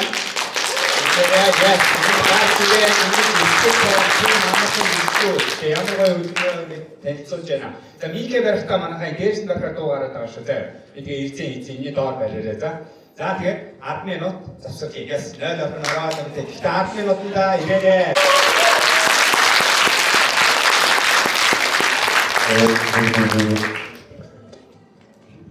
Ядаж мат формула. За сайн цаануу та бүхэнд өдрийн мэнд хүргэе. Мос фармын борлуулалт тариуцсан захирлаад заяа байна. За бид бүхэн ялангуяа эрүүл мэндийн үйлчилгээ авахд маш олон асуудлууд тулгардаг. Тэр дундаа шинжилгээг авахд оожир дарааллыг, цагийг алддаг, мөнгөийг зарцуулдаг гэх иргэдэд маш олон асуудлууд байдаг. За тэгвэл бол манай мос эмийн сан дээр тулгамдж байгаа асуудал нь өөрөө юу вэ гэх юм бол хамгийн түрүүнд үйлчлэгчийн тоог хэрхэн татах, борлуулалтыг хэрхэн үүсгэх, PR-ыг яг нэмэгдүүлэх үү гэдэг юм асуудлууд гарч ирдэг. Энэ хоёрыг цогцоор шийдэх дараагийн шат ахиулах боломжтой шинжилгээтэй эмийн сан та бүхэнд танилцуулах гэж байна. За сүүлийн 24 цагийн хугацаанд бид нар иргэдээс санал асуулга авсан. За ингээд үзэх юм бол 64.8% нь сүүл ойрын 1 сарын хугацаанд надад шинжилгээ өгөх хэрэгцээ байна гэдгийг гаргаж ирсэн. За тэгэх юм бол ямар нэгэн байдлаар шинжилгээ өгөхөд танд бэрхшээл асуудал тулгарч ирсэн үү гэдэггээд 64.3% оожир дараалал их байдаг. За 20% цагийг халдгаа, мөнгө их зарцуулдаг гэдэг асуудлуудад илэрчээсэн. Тэгвэл таны яг гэрийн гадаа мос эмийн сан дээр найдвартай шинжилгээг аваад хариуг нь өгөөд эмчийн зөвлөгөөг өгөх энэ цаг зөвлөлийг та дэмжих гэсэн 98% гараа өргөж дэмжсэн байгаа. За бид нар сүүлийн 24 цагийн хугацаанд найдвартай лабораториуд болон эмнэлгүүдтэй холбогдож үзэхэд 100% бидний саналыг дэмжин хамтран ажиллагаа илэрхийлсэн байгаа. За тэгвэл дэлхийд дахинд COVID-19 цар тахлаас хойш дэлхийд дахинд маш олон эмийн сангууд, улс орнууд өөрийнхөө эмийн сан дээр шинжилгээний сорцтой одоо шинжилгээг цуглуулах өрөө бий болсноор шинжилгээ авч иргэдэд илүү хурдан үйлчлэх боломжийг нэмэгдүүлсэн бодит жишээ харагджээ. Ингэснээрээ борлуулалтыг 10-20% үйлчлэгчийн тог 15% өсгсөн гэсэн амжилттай туршлагууд байна. За тэгвэл манай Монгол улсын хувьд нийт байгаа эмийн сангуудаас одоогоор яг энэ санаагаар ажилласан байгууллага эмийн сан одоогоор яг байхгүй байгаа. Тэгэхээр бид нэр анхдагчаар монстой энийг хэрэгжүүлэх боломжтой гэдгийг та бүхэнд хэлэж таатай байна.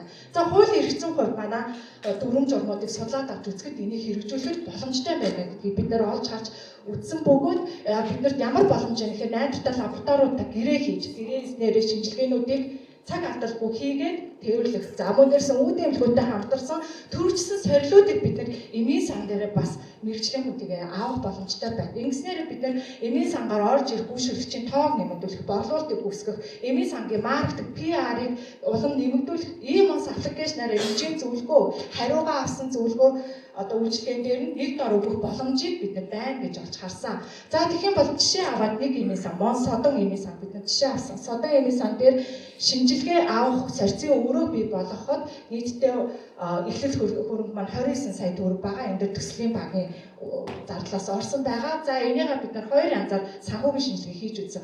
Зөвхөн шинжилгээ аваад бид нар энэ 29 сая төгрөгийн хөрөнгө оруулалтыг хэрхэн давах вэ гэдгийг үзэхэд 2 жилийн хугацаанд бол бид нэр эхлэл хөрөнгө оруулалтаа хийж чадах юм байна. За гэхдээ яг шинжилгээс олж байгаа ашиг нь бол өөрөө өндөр байх юм байна гэдгийг бол харсан. Зөвхөн нэг эмээ сантай.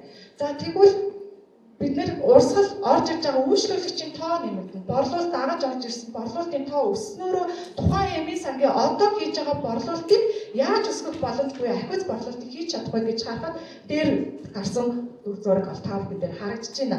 За энэ төслийг хэрэгжүүлэхдээ дараах хугацаагаар бид нэр хэрэгжүүлж болох бөгөөд 2-5 сарын хугацаанд энэ төсөл хэрэгжих боломжтой гэж харж байна. За мөн дээрээс энэ төслийг хийхэд бид нар боломж эрсдэл цаашаа юу хийж болох юм бэ гэдэг төлөвлөгөөнүүдөө бид нар гаргаж авч үзсэн. Тэгэхээр Монголдо Монс эмээ сан маань анхдагчаар шинжилгээтэй эмээ сан бий болох дээр алхам дээр та бүхний нэгдэрэй гэж хэлмээр байна.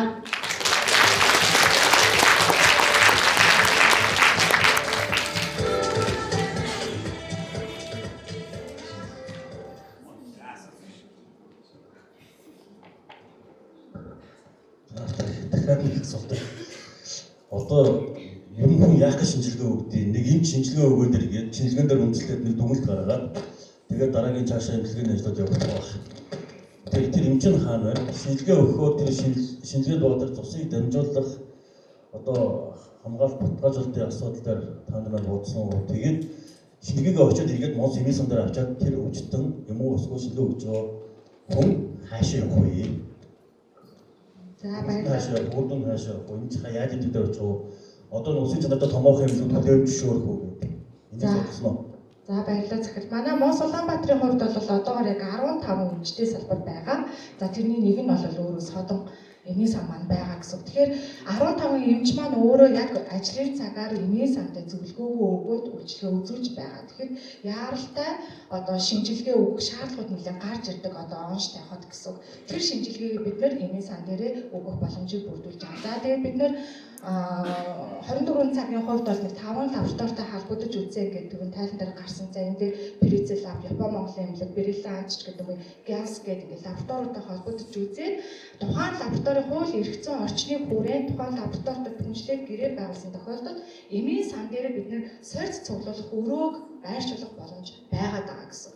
За тэгвэл бид нэр ямар бүх хэрэгтэй вэ хүний нөөц талаасаа гэхээр тухайн сорьцыг авч байгаа мэрэгчлэн буюу сувилагч лаборант байх одоо нэгэн байх шаардлагатай. Ялангуяа цэцэн шинжилгээ авч байгаа бол сувилагчаар зайлшгүй байх хэрэгтэй. Тэгэхээр бид нэр сувилагчийг 8-12 цагийн зайтай буюу яг шинжилгээний 8-нд өглөөний 8-аас өдрийн 12 цаг хүртэл буюу шинжилгээ авах цагийн үеэр бид нар бас ажиллах боломж байна. Дараагийн биднэрт гарч ирсэн гол санаа юу гэхээр цэцэрлэгийн насны хүүхдүүдээр байнгын хийгддэг шинжилгээ шээс цагаан ухааны шинжилгээ байдаг. Тэгвэл шээс цагаан ухааны шинжилгээг эцэг эхчүүд яадаг вэ гэхээр өдрийн цагаар хүүхдэд дагуулад өгч чаддаггүй өгөх гээд очихоор оожрлоо дараал их гэдэг бол Монс эмийн сан дээр бид нар шээс цагаан ухааны шинжилгээ хийх боломжтой.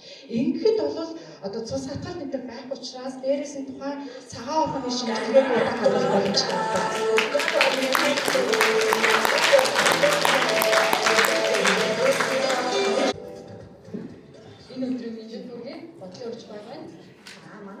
болохоор эмийн цагийн хүрээлт үйлчилгээний талаар сэдв гаргаж ирсэн байна. Энэ нь болохоор сүлжээ эмийн цаг хүрээлттэй болно гэсэн үг. За манай багт тулгамдаж гаргаж ирсэн асуудлууд гэх юм бол Монс эмийн сан болон Монс эмийн сан сүлжээ эмийн сан болон E-Monz аппликейшн маань өөрөө хоёр ондоо компани байгаа. Хоёр тусдаа компани байгаа. Тэгэхээр үндсэн ERP системэнд бас тусдаа болчихж байгаа юм л да. Тэгэхээр эндээсээ хүмүүсэд болохоор боловсролт хоёр хуваагдаж эхэлж байгаа. За тэгээд захиалга авахдаа бас захиалга хэрэглэгчид захиалга өгөхдөө бас энэ дээр E-Monz дээр байхгүй байгаа юм эмийн санд байхгүй байгаа гэж ойлгодог. Энэ нь болохоор том асуудал болж ирж байгаа. За тэгээд эмийн сан дээр байгаа нөөцийг E-Monz дээр гаргаж ирэх байгаа шүү дээ. Энэ нь болохоор эмийн хугацаа дуусах болон эмийн нөөц үүсгэлтийг үүсгэж байгаа юм л да. За тэгээд Monz-ийн нийт бодлого нууд болон өрсөлдөгч компаниудад боломж олгож эхэлж байгаа. Үнэхээр эмээ хүрээлтээр авах шаардлагатай хүн E-Monz руу ороод эмээ хайхад үлдэгдэхгүй гэж гарч ирж ивэл тэрийг эмийн сан дээр үлдэгдэхгүй л гэж байна. Тийм учраас Monz руу орж дахиж цаг алдахгүй гэсэн үг. Цаг бол алт. Тийм учраас дараагийн эмийн сан руу явна. Хувийн эмийн сан юм уу, Аз фарм юм уу, хаашаач орж болно. Энэ нь болохоор бусад компаниудад борлуулалтаа алдах хамгийн том эрсдэл болж байгаа. Дээр нь энэ дээр нэмэгдээд манай Monz дээр нөгөө эмийн үлдэгдэл байхгүй гэсэн ойлголт үүсэхээр хүмүүс болохоор Monz дээр авахаар эмийн үлдэгдэл байдаггүй шүү дээ. Тийм чинь дараагийн эмийн сан руу орё. Гэсэн хүмүүс бодол гаргаж байгаа. Тэгээд E-Monz маань 8 салбартай болж байгаа. За тэгээд бүргэлдэхүүн зардал бол өндөр болж ирж байгаа. За энэ дээр болохоор бид нар болохоор 25 эмийн сан дээр судалгаа гаргасан асуудлаа баталж өгч байгаамаа. Энэ нь болохоор өнөөдөр хүргэлтийн үйлчилгээг өнөөдөр асуусан уу гэж байгаа. Яг асуугаагүй гэсэн хүмүүс нь 60 байгаа ч гэсэндээ энэ E-Monz-ийн үйлчилгээг мэдж байгаа л да.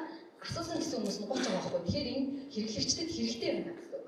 За тэгээд өнөөдөр танай эмийн сангаад хэдэн үйлчлүүлсэн бэ гэхээр 100-аас 120-аас 2 дунджаар 120 хүн хэдэн хүн үйлчилж чадаагүй гэдэг нь 24 хүн дунджаар 24 хүн үйлчилж чадаагүй гэсэн байна. Энэ нь болохоор хүргэлт болон эмийн нөөцийн асуудал гэсэн. За алданг нь болохоор нэг эмийн сан дээр тооцож үзэхэд өдөрт үйлчлүүлсэн 124-ийн алдчихж байгаа. Дундаж борлуулалт нь болохоор 39 байхаар өдөрт 211 мянган төгрөгийн борлуулалтаа алдаад байгаа байхгүй юу? Жилдээ болохоор 77 сая болоод цардаа 6 сая төгрөгийн алдангад орж байгаа. Энийг буцаагаад ашиг болгох боломж биднэрт байгаа.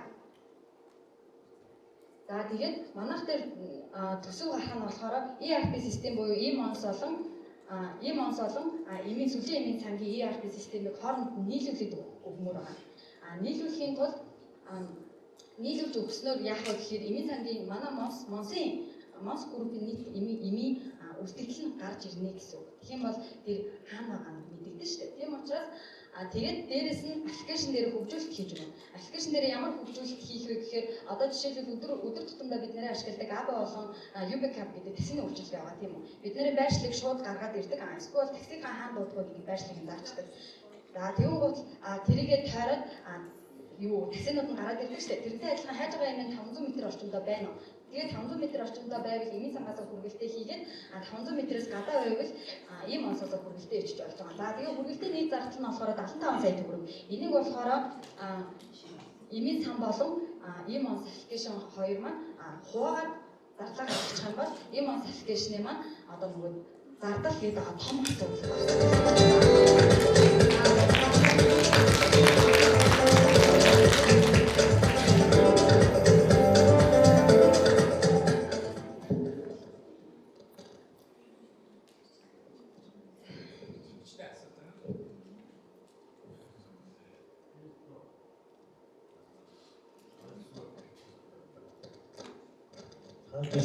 энэ соолгоо эмийн сонгууд байна шүү дээ. Хувийн эмийн сонгуудын тэдний хүргэлтээ болоход тэгээд тэднээс ERP суулгаад өөрийнхөө системтэй холбоод ингэдэг гэж бодож үзв. Буруу болсон уу? Амартай юм уу гэдэг юм. E-Monz-ийн аппликейшн болон сүлжээ эмийн сан хоёрыг нийлүүлэх гэдэг. Сүлжээ эмийн сан гэж байхгүй. Сүлжээ эмийн сан гэдэг чинь Monz-ийн жижиг эмийн сан. Улаан бод гэдэг юм уу? Одоо хийж байгаа юм байна тийм. Одоо хийж байгаагаас болохоор жижиг эмийн сангууд маань хүргэлттэй болно гэсэн үг. Түрүүн ярьсанчлан Монсын юм гэсэн үг хэлдэг юм уу? Монсын юм. Өмнө хийжсэн шүү дээ. Мэдж байгаа. Тэгээ 90 оноо зардал өндөртэй гэдэг бойлуулаад энэ арай өөрсдөө л уусна. Энэ нь болохоор ийм онц аппликейшн одоо хүргэлтээ хийгээд ашигтай ажиллаж байгаа байхгүй юу? Энэ нь болохоор цаг үеэ дагаад хүргэлт бидэнд хэрэгтэй болж байгаа гэдэг традишн гарч ирж байгаа. Орчин үеийн хүмүүс болохоор цаг бол алт болчихсон. Ялангуяа Улаанбаатарт амьдарч байгаа хүмүүсийн хэмжээнд өнөөдөр өвчнөө үзүүлээд эмээ бичүүлж авлаа гэхэд нэг эмийн санд ороод тэр эмэнд байх бол тэрийгэ хайгаад өдөржингөө төвжрэл донд явах боломжгүй байхгүй юу? Тийм учраас хүргэлтийн үйлчилгээ маань илүү ашгаа олж эхлэх гэдэг юм аа. Хүргэлт яг хинээр хэлэх гэдэг байгаа юм. Хүргэлтээ болохоор ийм онцгийн хүргэлтээ ажилчдаг.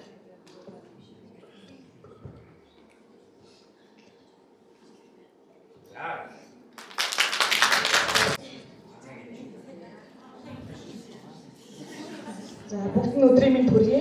Виктос баг өөрийнхөө төслийг танилцуулъя. За бидний сайн мэдих BPA, DPAS гэдэг энэ химийн бодис одоо бид нар тулгараад байгаа тархины хавдар, хөхний хавдар, түрүү бичгийн хавдар, ургийн гаж хөгжил, чихрийн шижин болон дааврын өөрчлөлтөөс болсон тархалтын одоо өвчлөлүүдийг үүсгэдэг одоо яг нэг шалтгаан болсон байгаа.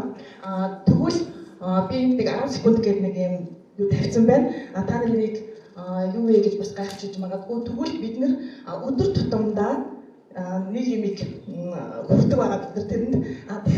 Тэгэхээр тэр зүйл бид нар 10 секунд хүрэхэд энэ хоёр бодисыг бидээ шингээж авч байж байгаа. Тэгэхээр нөгөө нэг тэр нь юу вэ гэвэл одоо та бүхэнд нөтийн баримт байгаа юу? Одоо ингээд миний хасаасан гэсэн ингээд өглөө авсан халахсуу юм гэдэг юм баримт байгаа байхгүй. Тэгэхээр бид нар ингээд энэ баримттай өдөр болгон харьцдаг. Гэтэл энэ баримтыг бид нар 10 секунд барьснараа бид нар энэ химийн мэдлүүдийг биедээ шингээдэг байна. Энэ удаа нэг удаа бариад шууд энэ өвчлөл үүснэ гэсэн үг биш. Маш олон давтамжтай олон жилийн хугацаанд барьснараа бид нар энэ өвчлөлийн эрсдэл орж байгаамаа. Тийм болохоор за бас нэг бид та нарт нэг энэ тоог танилцуулъя. За Мос Улаанбаатар компани одоо яг өнөөдрийн байдлаар 157 эмийн сан яг борлуулалтын үйл ажиллагаа хийж байгаа. За тэгвэл 24 онд Мос Улаанбаатар компани нийтдээ Монгол улсад 6,455 буюу 6.5 сая толон буюу үйлчлэгчид үйлчилсэн 24 онд. Тэгвэл энэ үйлчлэгчид үйлчлэхдээ бид нар нийтдээ энэ толооны цаасыг хэдэн толооны цаас тассан бэ гэвэл бидний хэрэглэдэг толгой маань өөрөө 100 ширхтээ нэг бүрийн өмнө 165 мянга. Тэгвэл яг энэ үйлчлэгийг үзүүлэхдээ бид нар нийтдээ 325 сая төгрөгийг зарцуулсан. Тэгвэл бид нар энэ толгойг автомат болон онлайн системд холбосноор энэ их зардлыг жил тутам зөвхөн нэг компаниар хэмнэх боломжтой. За бидний хийсэн Google Form-ын судалгаа байгаа. За энэ болохоор бид нар 72 хүнийг хамруулж чадсан байна. E-баримтыг автомат системд оруулахыг дэмжих гэдэг асуултанд манай судалгаанд оролцсон оролцогчдын 98.6% буюу 99% энэ үйлчлэгийг одоо хүлээж байна гэдэг юугаа өгсөн байна. За энэ маань ямар давуу талтай вэ гэвэл нэгдүгээр байгууллагын зардлыг хэмнэн ажилчид болон үйлчлэгчдийн эрүүл мэндэд тустай за хог хоёрт цаасны хэмжээнд багасгах гэсэн юм давуу талуудтай байгаа. Тэгвэл одоо бид нар энэ ямар боломжоор энэ үгэнд буулгах боломжтой вэ гэвэл одоо бидэнд байгаа e-mos аппликейшнийг шинээр юм заавал хийх гэж зорьсонгүй одоо байгаа зүйл бааз дээр тулгуурлаад сайжруулах шинжилгээ хийсний үндсэндээ e-mos-ийн аппликейшнаар дамжуулж e-баримтыг иргэний өөрийн бие баримтанд шууд холбох ийм юм санаа дэвшүүлж байгаамаа. За мөн ийм мосын аппликейшн дээр бид нар хэрэглэгчийн сонин болон эмийн сонгуудынхаа локейшн байршлуудыг хаягтай байрштай утасны дугаартай оруулах саналыг дэвшүүлж байгаа. За ингэхээр болохоор аппликейшн ашиглаад ганцхан хүрээлэн захиалга биш яг өөртөө тулгарсан яг энүүхэн далхаад очих эмээс хаана байгаа вэ гэдгийг бид нар локейшны тусламжтайгаар аваад үйлчлэгээ авах боломжтой. Тэгэхээр энэ маань ганцхан эмийн сангийн борлуулалт гэхгүй ийм улсынхаа гэсэн борлуулалтыг дэмжих боломжтой. Бидний төсөөснөр локейшн маань болохоор ингээ Монгол улсын хэмжээнд харагдсан.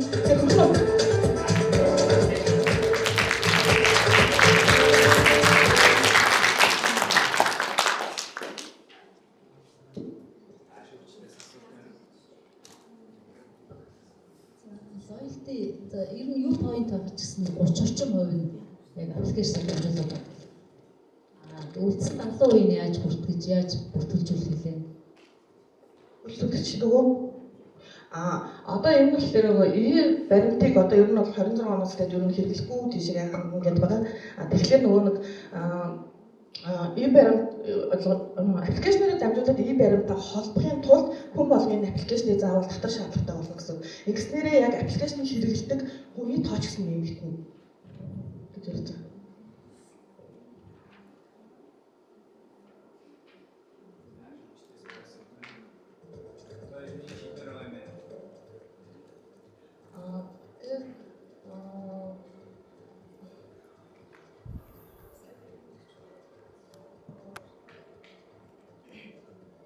Аппликейшн хөгжүүлэлтээр болохоор бид нар эмийн сандын дагаад локейшн хаягнуудыг бас эмийн сандынхаа төлөвлөлтөд оруулахыг зорж байгаа. Энэ дээр болохоор ингээд өөртөө ойр байгаа аппликейшнаар дараад ойрхон байгаа эмийн сонгуудаа гаргачих болно. Мөн тэнгуудээ тэндээсээ 24 цагийн үйлчлэгээтэй эсвэл эмчтэй даатгалтай гэдэг юм уу сонголтоор сонгоод дахиад нөгөө яг тэр эмийн сонгуудаа өөртөө ойрхон гаргаад ирж болно.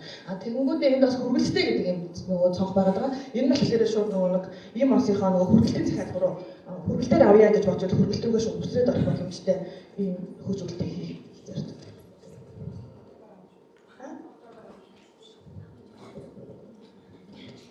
За ер нь бол яг баримтаа ингээд шууд гар утсан дээр уншуулдаг юм бол одоо онцны бодлол дээр наацх нөгөө тусаалын бодлогод байгаа тийм.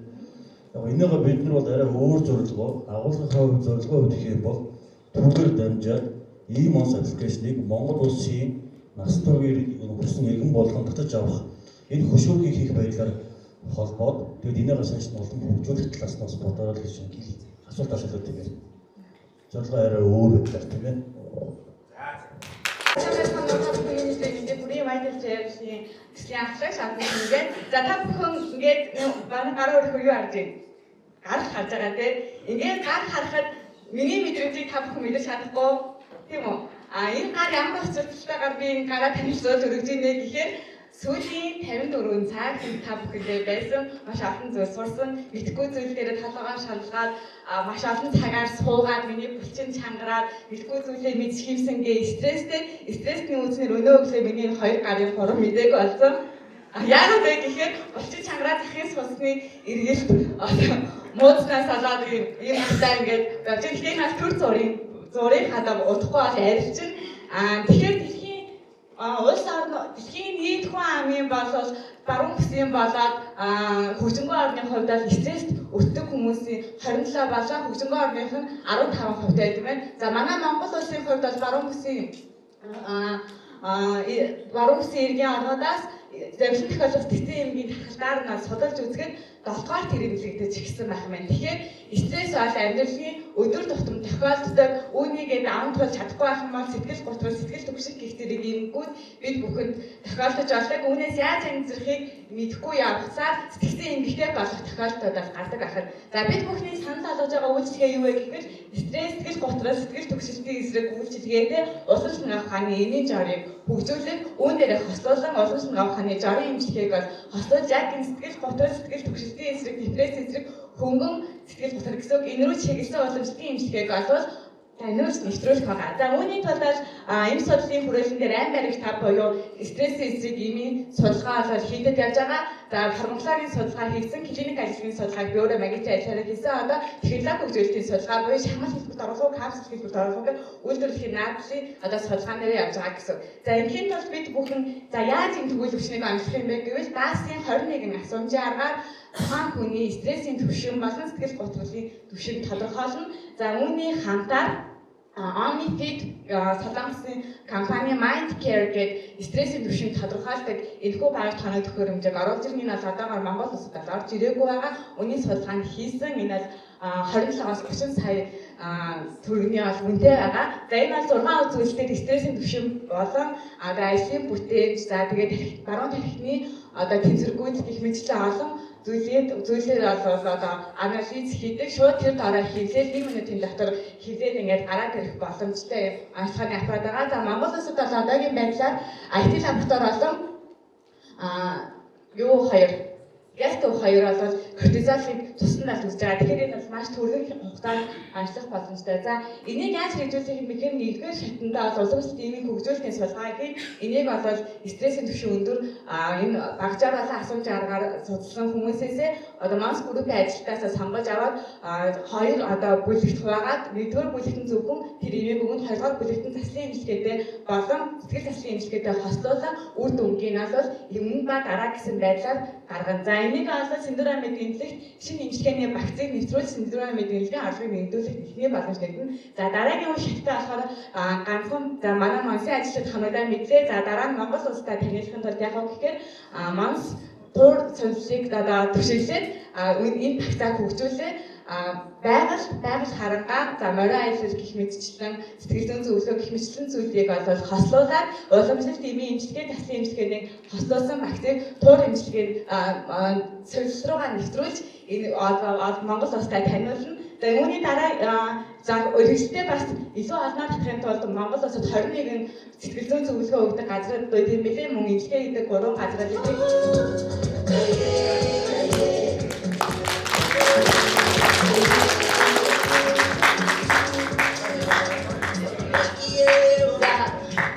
Тэгээд бид бүхэн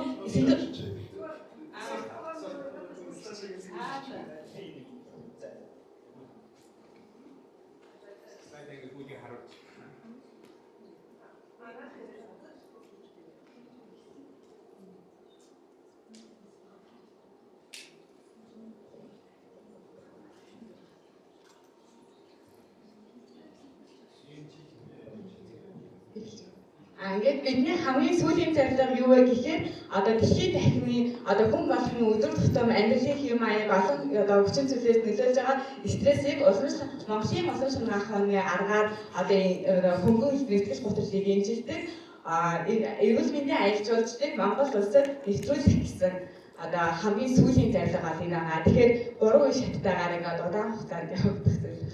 За маш баарчин багтаа харагдчихна. Одоо юу гэдэг гадуур байгаа үйлчилгээнүүтэй харьцуулахад үнийн түвшин хэрвээ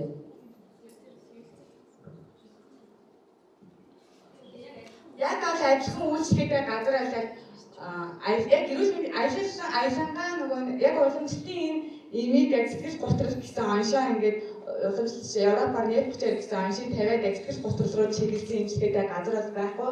Яг нойр гүйцэн ажил тайлах төвүүд бол байдаг. Яг ингээд аялалгаа хослуулаад за уламжлалтын эмийн эмчилгээ, заслын эмчилгээ түүнээс гадна дотоод бясалгал буюу зураг ч юм уу тий өөрийгөө ганцхан хүүхэд тэр зүйлийг эсвэл зураалын зүйлийг хийдэг биш ингээд зураг зурж зураг кодоор бодож стрессээ тайлах гэх мэтчлэн чи энэ төрөөр үйлчлэг үзүүл их үзүүл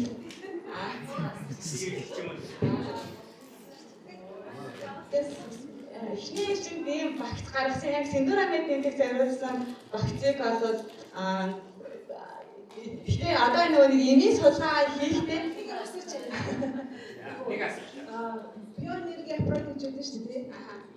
Тэрнтэй харьцуулахад миний ялгаа нь бол пионер дээр ч угнаас ийм стресстэй юм шиг юм бас гарч ирдэг санагдах юм. Тэрнээс даваад хэлсэн байна. За пионергийн аппарат бүх хэрэгтэн тогтолцоогоор ингээд гаргаад ирдэг шүү дээ. Энэ болохоор яг нэг тарих зүрхний үйл ажиллагаанд чиглэсэн биохимийн нөгөө нэг юугаар ингээд гаргаад ирэхээр онцлогтой. Монгол улсад бол нэвтрээгүй илүү арай илүү яг ганцхан стресс рүү чиглэн зүрхний цахилтын хэмнэл залаад тархины өнөөдөр очив. Яг одоо Монгол янз бүрийн стрессээс гаргаад шүү дээ. Зарим пап цууж тийм зарим хөдөө гарч нөр өнжи зарим зураг зурж байгаа. Яг энэ дээр чинь ингээд хүмүүс яг танаа энэ үсгэнд стресс тэгээд тайлбар баталгаа байна.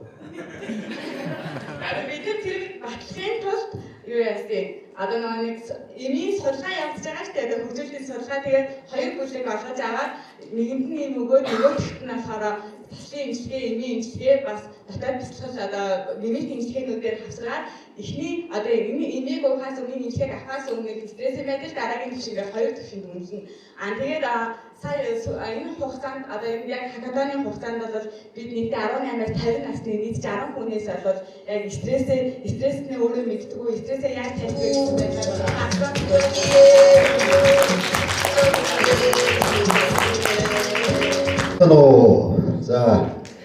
За слайдын танилцуулга явахаас өмнө бас одоо сүүлийн үед Монс группийн маань 35 жилийн зориулан бүтээгдсэн шинэ бүтээгдэхүүний маань амлахаа явагдаж байна. 3 төрлийн бүтээгдэхүүн одоо зохион бүтээгдсэн байгаа. Тэгээд энэ бүтээгдэхүүн маань бас гарахаас өмнө тэрэнд болоод байгаа.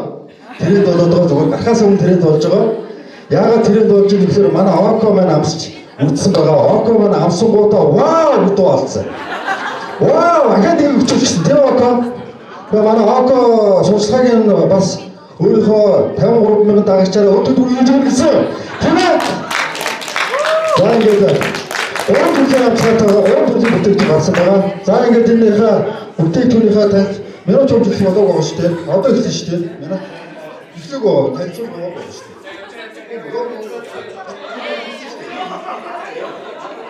Танилцуулга эхлэх байсан шүү дээ.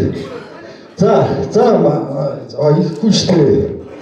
За манай Монгол улсад одоо 600 мянган орчим тамхи татдаг байгаа. Энэ хүмүүсийн бас 20 орчим оюун буюу 120 мянган хүн бол одоо гаа хэрэглэдэг байгаа. Бас кофе хэрэглэдэг хүмүүс ч гэсэн гаа хэрэглэдэг цуглаагаар батлагдсан. Тодорхой хэмжээнд манай Око банк хэрэглэдэг. Гэхдээ Оого гаа бол Монголоос авдаг, Тайландаас авдаг. Учир нь Окогийн хэрэгцээнд нийцээ эко гаа Монголын зах зээл дээр байхгүй байгаа байхгүй. Око бол Тайландаас дүүдэг байна.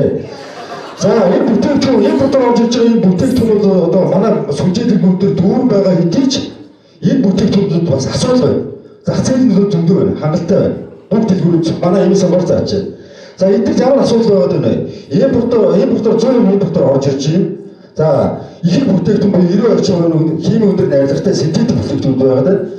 Эко гэсэн тодорхойлолттой манай жижиг бичсэн бүтээгдэхүүн өнөөдөр бол харьцан өндөр байгаа учраас зах зээлээс бас ашиглагдаж байна. Худалдагч нарт бол одоо бага маржийг санал болгож байгаа учраас бас зах зээл. Энэ судалгаа бас хийгдсэн байгаа. За энэ гааг бас тогтмол хэрэглэдэг хүмүүст бол одоо яг асуум судалгаагаар бол энэ гизд өөрөг ходоодын бүрэг амны өндийн хурааш шүдний өвчлөг үүсэх хэсмэтийн юунууд үүсэж байгаа нь AI хийсэн бидний судалгаатай бас яг давхцаж байгаа. За тэгвэл бид нэр энэ асуудлуудыг шийдсэн энэ бүтээгдэхүүнийг зах зээлд бэлэн зах зээлд өөрсдөө Монголын үйлдвэрлэлийг ашиглаад шууд нэвтрүүлэх бүрэн боломж байна гэж харж байгаа. За бидний шийдэл бол ааруулын үндсэн түүхийд болгоод ментол болон витамин С-ийг нэмж оруулаад сахарыг хамгийн бага хэмжээнд оруулж өгөөд химийн ямар нэгэн нэмэлт бодисгүйгээр 100% органик бүтээгдэхүүнийг 0.5 мм-ийн диаметртэй 20 ширхэгтэйгээр халаасанд авч явахаар хийсэн байгаа. Тэгээд энэ сав нь болохоор онгойч хаагддаг ийм элдвэртэйгээр үйлдвэрлэх гэсэн санаа гаргасан байгаа. За энэ бүтээгдэхүүнээр бидний юу шийдсэн бэ гэхээр усан хөгжлийн бактери агуулсан учраас эзний янз бүр өөрчлөлт үүсэхгүй. Кальци агууламжтай тул одоо амны шүд бол амны өндийн хүчлээс урьдчилан сэргийлж чадна. Түүхийд бол тархагт түүхийд зөндөө байгаа учраас дасгал үүсэхгүй. Импортыг орлогосоо дараагийн бүтээгдэхүүнүүд бас хийх боломжтой. Жишээлбэл урмлын ханд агуулсан спрей хэлбэр ч юм уу цаашаа өөрчлөлт хийх боломжтой. Тэгээд жижиглэн худалдаа эрхлэгчид бид нэр 40% маржийг санал болгож байгаа учраас худалдаа эрхлэгчид бол манай бүтээгдэхүүнийг одоо сонгон худалдаалахад дуртай байна. За ингээд энэ хэрэглэгчдийн судалгаануудыг хийсэн байгаа одоо бодит байдаг. За тэгээд зах зээлийн зорилтод энэ зорилтыг бүгснийхээ төвшөнд бол бид нар зөвхөн 10% нь ихний хэлж нийлүүлэх гэж үзэж байгаа. 10% нь нийлүүлэх гэдэг чинь 12 мянган хүнд бид нар нийлүүлэх гэсэн үг байгаа. Тэгснээр болохоор бид нар жилд 624 ширхгийг үйлдвэрлэн эндээсээ бид нар болохоор үйлдвэрлэгч бол өөрөөсөө 29% бохир ашиг хүсэж байгаа. За бүтээгдэхүүнийх маань өртөг маань 1170 төгрөгөөр гарч байгаа. За худалдаа авах хүн маань болохоор 2500 төгрөг. За үйлдвэрлэгч маань жилийн хэмжээнд бол 268 сая төгрөгийн ашиг хүртэж ингээд цаашаа бизнес маань ахиа явах боломжтой. Ийм бизнес байгаа. Тэгээ хамтдаа энэ бизнес руу орцоо 35 жил байгаа гэдэг зэрэг. Тэгээ Монгол улс ороод бүхий төрөлж байгаа.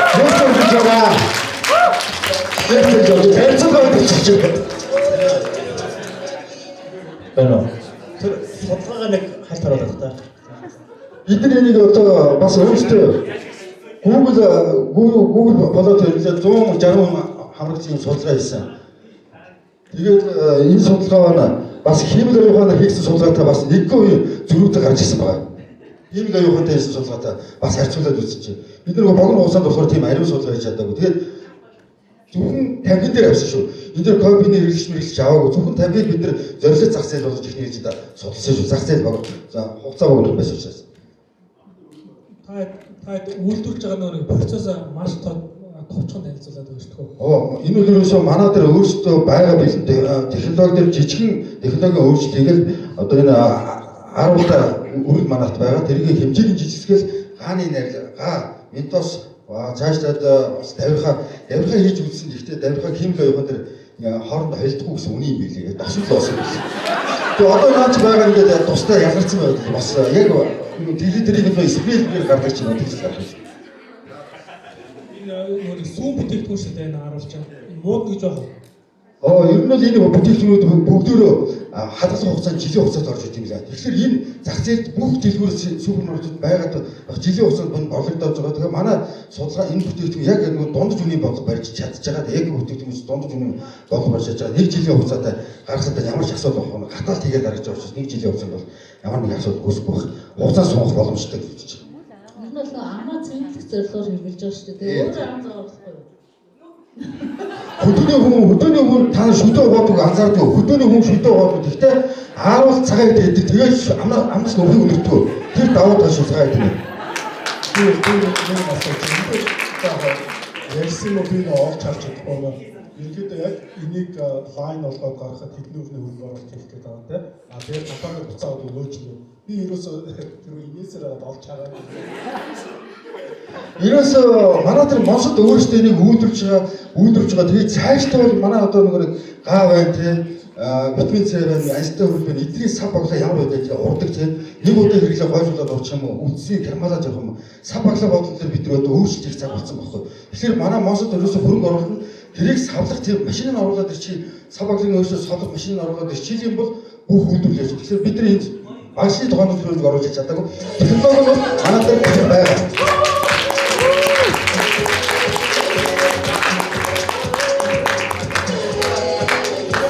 Хөлтөрлөл бацаахны хөрөлгөө байна. Мус косметикийн борлуулалт тавьны дараа. За. Клинол гэдэг манай бас та нар мэдэх бах тийм брендээр нэршлээ өгсөн ийм бүтээгдэхүүнүүдийг үйлдвэрлэгээд өргөн хэрэглээний зах зээл дээр 8 төрлийн бүтээгдэхүүн үйлдвэрлэн гэж бид нар ерөнхийдөө санаа гаргаж байгаа. Үүнээс хамгийн их ашиглагддаг бүх төрлийн гадаргуу цэвэрлэгч, бүх төрлийн шал ариутгагч цэвэрлэгч Eco AI 5 гуйгаагчийг жишээ болгоод тооцооллоо хийгээд зах зээлийнхаа судалгаа хийсэн байна. За зах зээлийнхаа багтаамжийг ерөнхийдөө сарын багтаамж 200 мянган аж ахуйн нэгжээс ерөнхийдөө судалгааг өчигдөр өдөржин бас багаараа хувааж хийсэн. Тэгээд ер нь бол 109 тэрбумын сарын борлуулалтын боломж байна гэж үзсэн. Тэрний 10% ерөнхийдөө зорилт зах зээлээ авч үзье гэж үзэж байгаа. За тэн дээрээс ер нь 90% нь бол байгууллага аж ахуйн нэгжүүд ер нь хамаарж байгаа. Тэгэхээр бидний зорилттой зах зээл бол байгууллага аж ахуйн нэгж. За тухайлбал одоо манай Монс групп гэхэд жилийн 350 сая ахын цэвэрлэгээний бодисын зарцуулалт гаргаж байгаа. За яг энэ байгууллагын зах зээл дээр одоо хамгийн сүүлд 1999 оноос хойш үйл ажиллагаа явж байгаа Uniservice Solution гэдэг компанитай уулзалт хийсэн. Эднийхээс ер нь Америкийн нэгдсэн улсын бүтээгдэхүүнүүдийг төв хийдтэй авч ашиглаж байгаа өргөн цэвэрлэгээний стандарт бүтээгдэхүүнүүд. Тэгэхээр энэ зах зээлийг бид нар өөрсдөө сайн хөгжүүлснээр ерөнхийдөө энэ зах зээлийг авч болох юм аа гэдэг санааг авсан. Тэгээд тэднийхтэй ярилцж үзсний үндсэн дээр яг энэ 8 төрлийн бүтээгдэхүүний хамгийн өндөр хэрэгцээтэй долларын ханшаарч гэсэн өндөр борлуулалт хийх боломжтой юм байлээ гэж сонгосон. Тэгээд одоо энэ доотлын EcoLab болон Diversey гэдэг брэндүүд болохоор яг мэрэгжлийн угаалгах цэвэрлэгийн бүтээгдэхүүнүүд байгаа. Тэгэхээр эдгээр бүтээгдэхүүнүүд үнэ нь бол 350-аас 700, 800 мянган төгрөгийн үнэтэй бүтээгдэхүүнүүд. Дотоод үйлдвэрлэж байгаа ганцхан шал угаагч нь Ургана гэдэг компани бүтээгдэхүүн байж байгаа. За бүтээгдэхүүний үрэг шин тооцоолол дээр ерөнхийдөө тэр үеийн борлуулалтын төлөвлөгөөс ардаа тавиад нийт зардлын хувьд бол 650 сая, нийт ашигын хэмжээ өгөөж 35%-тай 350 сая ашигтай гэж харж байгаа. Үйлдвэрлэлийн хэмжээ нь болохоор 230 мянган литрийн үйлдвэрлэл хийхээр зорж байгаа. Энэ нь болохоор 1.5-ийн тоогоор үйлдвэрлэнэ гэж тооцсон. Саблаглын хувьд яг гэрээгээр явж байгаа бол энэ гэрээт компаниудаас буцаага цуглуулах, дахиад ашиглах гэдэг энэ зардлыг маш их хэмнэх боломжтой. Одоо Ecolab гэдэг компани бол одоо түүхий бүтээгдэхүүний нэг тооны саваар бас нийлүүлж байгаа юм юунууд байж байгаа. Unis Solution компани болохоор нөгөө томоохон Улаанбаатарт байгаа томоохон офсууд бол оюутлогоо нийлүүлэлтийг хийж байгаа томоохон одоо MCS-ийн бүх компаниудын цэвэрлэгийн үйлчлэгийг хариуцдаг байхгүй. За зах зээлд нэвтрүүлэх сувг нь ер нь B2B зах зээл дээр нэвтрэнэ. Яг 85 хуваагчиг бол B2C модель дээр борлуулалт хийх боломжтой. За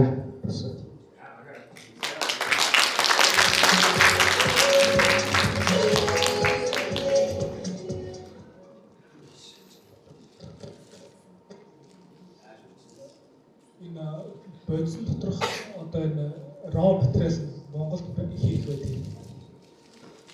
Бодис дотор түүхий материалыг их хүчлэн гаднаас татж байгаа. Одоо юу гэдэг манайх хөөсрүүлэх савн, санитар центр үйлдвэрлэж байгаа учраас яг тэрэнд орж байгаа түүхийд бас нэлээд орж байгаа. Түүхийд болон бүтээгдэхүүний яг юуны талаар бид нар ингээ бүтээгдэхүүний өртөг юуг нь гаргацсан байж байгаа. Дээрээс нь косметикийн шугам дээр авчих юм. Гэхдээ манай тоогоо болохоор 450 литр байхгүй. Тэгэхээр тэр болохоор бас нэг 16 өдрийн юугээр гэхээр арай жоохон байнга ачаалттай ажиллах болчиход байгаа учраас 1.5-ийн тоогоо хэрэгтэй юм лээ. Евро тоогоо бол 3 сая 200-аар ерөнхийдөө зах зээлийн үнэ байт юм лээ.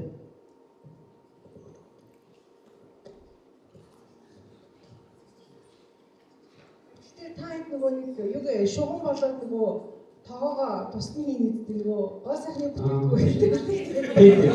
Одоо манай дээр тоогон дээр хүмүүс ч одоо ямар эврээр шалгаадаг юм аа шууд юу нэг савар шиг бүтээгдэхүүн. Ер нь косметик компаниг ерөнхийдөө томруулах боломж гэж харж байгаа. Тэгээд юу гэдэг төслийн нэгжийн дор нь ерөнхийдөө менежментээр удирдах аваад явах юм бол хөгжүүлэх бүрэн боломжтой зах зээл юм байна гэж харж байгаа. За Кэтинов гэдэг энэ нэшлийн одоо санаачлагч бол амж хараач нь. Манайх Keyfax гэдэг нэр болдог. Гэсэн чинь өчигдөр ер нь яг бид нар яг энэ санаагаа хариулт шүүхийн асуултанд явж байгаа. Тэгээд ер нь яг мэдээж зөндөө олон асуудал байгаа. Үйлдвэр шугамын асуудал байгаа. Яг агуулга зарчмын бизнесийн концепцүүд бол энийг бол хөдөө бол энэ дээр бүр ингээд тусгаалan баг гаргаад одоо тожин дараагүй косметик гэдэг байна хажууд. Тэгээд энэ дээр баг тусгаалan баг гаргаад энийг бүр бизнес концепц болгож цааш хөгжүүлэх төслийн баг гаргаад зүйд болж байна. Энэ бол нарийн судлах зөндөө. Одоо шал угаадаг тэр UNICEF гэдэг MCS тэнд зөвхөн шал угаадаг бодисгээд 18 төрлийн бодис байгаа. Одоо зөвхөн нөгөө шалны эзэмдэг бодис гэдэг. Тэгэхээр энэ дээр бол нарийнс энэ бол аюул том зах зээл. Одоо ялангуяа энэ томоохон уул уухаар үндэсний үйлдвэрлэлтэй хийж байгаа дотоодын үйлдвэрлэлүүд дээр тэдний давуу талыг олгодог нөхцөл байдгийг гэдэг зөндөө боломжтой байгаа учраас би бол энэ ажлыг бүрд ажил болоосоо гэж баярлалаа. Тусгад бэлэн боллоо. Тэгээд саяхан төсвөө танилцуулахаас өмнө хүн бүхэнд хэлэх болдог нэг кейсийг ярив. Тэгээд саяхан маркетингийн албандаа шинээр менежер аваад 9 сарын 1-ндээ холбоотой кампайн гаргаарай гэж өгсөн чинь 2 хоногийн дараа уулзсан чинь нөгөө маань дөнгөжл драфтаа боловсруулаад одоо бодож ийн гинэ. Тэгээ юу хийгээд яагаад явчихваа гэсэн чинь 7 хүнтэй уулзлаа, 23 файл ухлаа, 8 хүнтэй чат бичлээ, 5-6 дуудлага хийлээ. Тэгээд нэг темплейтээ авлаа гэж сууж байна. Тэр энэ хүн ажиллаа хийхин тулд 12 цагийг зөвхөн харилцаа холбоон дээр өнгөрүүлсэн байна. Тэгээд эдгээр энэ бүхнийг бид нэр 20 секундэд шийдэж болох 2025 онд амьдарч байна. Тэгээд та бүхэнд Click AI дотоод ажил хөгжлөх платформыг танилцуулж байна.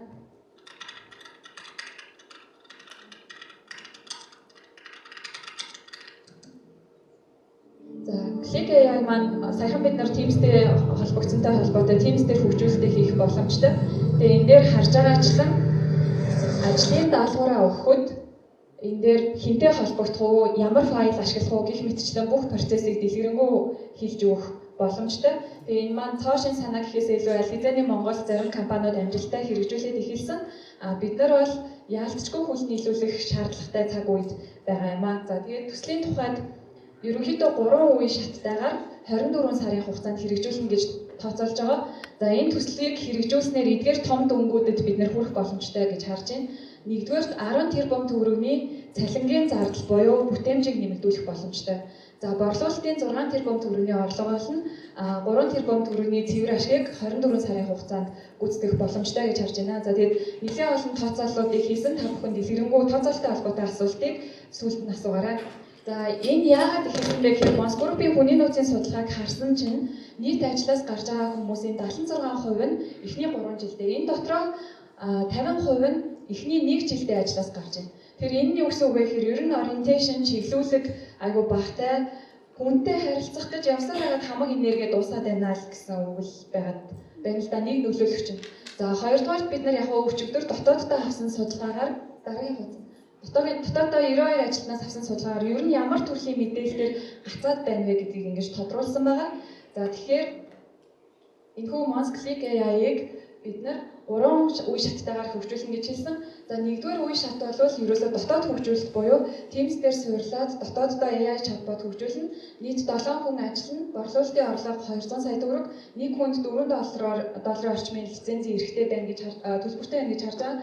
За тэгээд нийт хэмнэх нь бол 7.8 тэрбум буюу нэг хүн цагт 2187 төгрөг хэмнэх боломжтой гэж харж байгаа. Зардлын хувьд 287 сая. За хоёрдугаар үе шаттай бол бид нар Monks группийн нийт пэйж хуудсуудыг AI чатботтой холбоно. За тэгэхээр эндээс борлуулалтын орлого 1.6 тэрбум, ашиг 578 сая төгрөг байх нэ. За 3 дугаар үе шаттай гадаад борлуулалт хийн.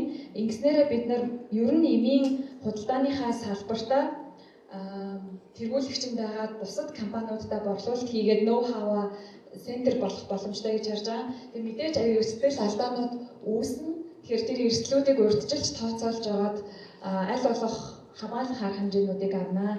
За тэгээд эцэст нь хэлэхэд бидний хувьд бид бүхнийг зааж өгдөг хүн биш, хэрэгслийг нь бэлдээд өгөхөд хүмүүс өөрсдөө алдаагаа засах аргаа болдог ийм цаг үед амьдарч байна 2025 онд. Тэгэхээр бид нар AI гэдэг үгнээс залхах биш, айх биш, өнөөдрөөс эхлэн гэдэгт итгэлтэй байна. Тэгээд олон улстай хөл нийлүүлэх, улстай тэргүүлэгч болоход энэ шийдвэрийг хэлээд бэлдэн боллоо.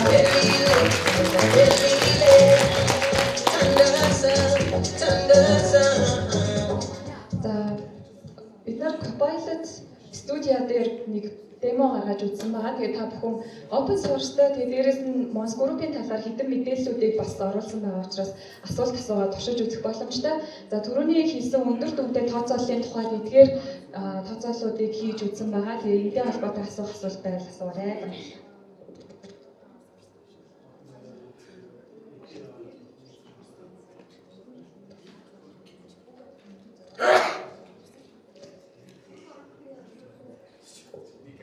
Өнөөдөр дүн хэд гэсэн бэ? Анхных нь 262 сая.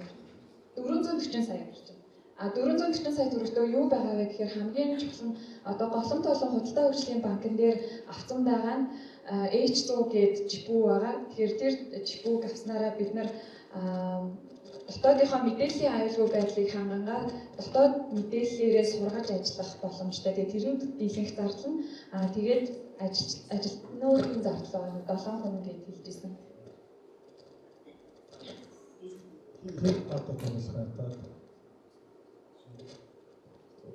Хэрэгцээ шаардлагаас шалтгаалаад ер нь дата нь бас их байх тусмаа тэр мэдээлэл маань өмнө бодит алдааны магадлал баг гарах. Тэр талаар бол нэг сайн асуудал байна. Тэгэд энэ юу вэ гэхээр бид нийлдэхтэй модулууд байгаа байхгүй юу? Одоо чинь ChatGPT-ийн 20 тэрбум параметртэй, 120 тэрбум параметртэй. Тэрэн дээрээс зүгээр давхар өөрсдөө мэдээллийг давхар сургаж авах гэсэн. Ер нь гадны API-ийг шууд авахгүйгээр өөрсдөө л сурах жаа гэсэн тийм санал гаргасан. Та тавчраа тест компани хэлээ. Бүгд гэрэн гэдэг. Тавлаа. Тийм тавлаа. Манай багийн тухайд 2 бизнес хөгжүүлэлтийг тэгээ дата аналист, санхүүгийн шинжээч нэгтлэн гэсэн бүрэлдэхүүнтэй байна. Тэгээд энэ копайлтыг бид нар нэг 90 минутын дотор л хийж үзэн. Тэгээд мэрэгжлийн хүмүүс бол бүр л хурдан байх юм байна. Тэгээд нэг пейс дээрээ бид нар ер нь 9 сар зарцуулна гэж тооцсон. Тэгээд өчигдөр ментортойгоо уулзаад нөгөө AI компани хөгжүүлэлтийн компанид ажилладаг хүнтэй ярилцаад 9 сар бол аюул урт хугацаа гэсэн. Гэтэ бид нар дотоод процессыг мэдж байгаа болохоор биднэрт хэрэгтэй хугацаа гэж харж байна. Нөгөө юу гэсэн цалингийн зардал хэрэгжлийн хүн ажиллахад гаргах зардал нь. За эхний пейс дээр бол 7 хүн. Тэгээ энэ дээр за дараагийн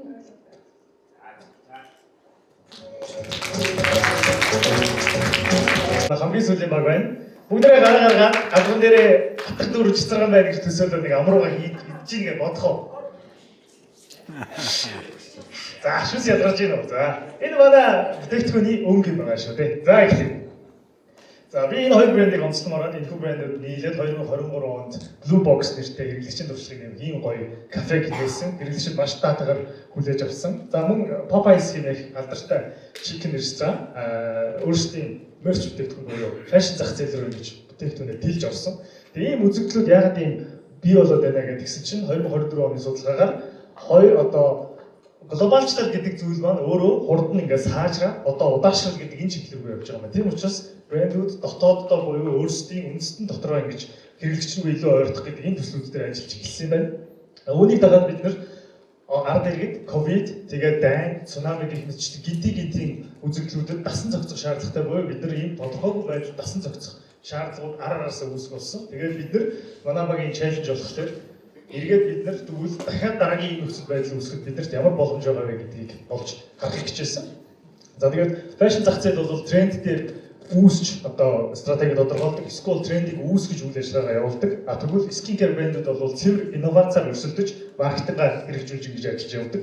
Бид нар эдгээр хоёр чиглэлүүдийг хооронд нь нийлүүлээд манай workshop хийжгаад Mollypop хэмээх Монголдо хамгийн анхны хоолой хүлэгмэлийг модон чихрэлөөр шийдвэрлэе гэдэг энэ төслийг барьж авч хэрэгжүүлэхээр шийдсэн байгаа. За ингэв харагдаж байгаа манай модон чихэр маань байна. За тэгээ бид нар мэдээж үйлдвэрийн судалгаагаа хийж гисэн. Манай бүтээгдэхүүний нийт өртөг 108 төгрөг гарсан. Бохор ашигыг бид нар 370 төгрөгөөр тооцооллоо хийсэн. За тэгээд агуулгын хүргэлт болон за эмисэн болон шимтэг борлуулалтын шимтгэл 36% тооцоод нийт хэрэглэгчдийн гар дээр очих жижиглэнгийн үн маань 743 төгрөг. За мэдээж аудитор батлагдсан байгаа.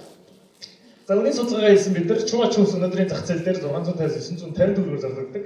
Манай бүтээгдэхүүн дундаж брендэд байршиж зах зээл рүү орж байгаа. Бид нар 24 оны манай эмийн сангийн цэвэр борлуулалтын датан дээр суурилсан дүнгээр харахад нийт жилийн хугацаа 4870 хайрцаг буюу 149 сая төгрөгийн борлуулалт хийгдсэн. За бид нар 25 оны 1-6 сарын галер орчсон датан дээр ажилласан.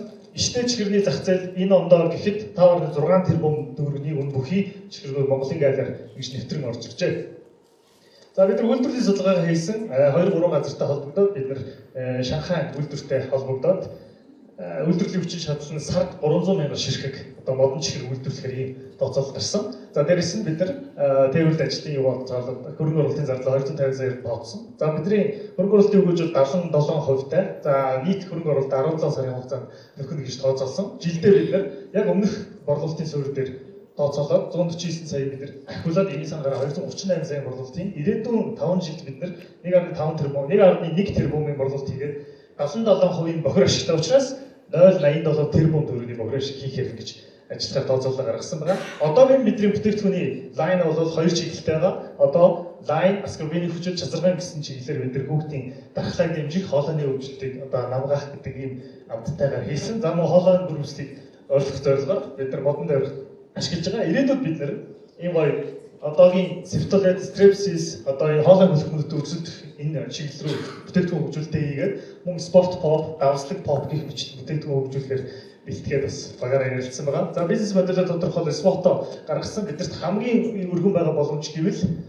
ирээдүйд бид нар жижиглэнгийн сувгууд болон Монгол улс даяарх нийт эмийн сангийн зах зээл рүү орох юм бол одоо байгаа борлуулалтын прогнозоо 7 дахин нэмэх боломжтой гэдэг юу гаргасан. Одоо гаргасан байгаа манай прогноз бол хамгийн бага дүнгээр зөвхөн эмийн сангараа тооцоосон дүнгээр бид нар гаргаж ажилласан. Бид нар үнэхээр сайн ажил хийхдээ итгэлтэй байгаа. Тэгээд яг хуу хакатон учраас манай бас роусе маань ихтэй гэж шүү. Энэ байх болчтой. За манай багийнхан.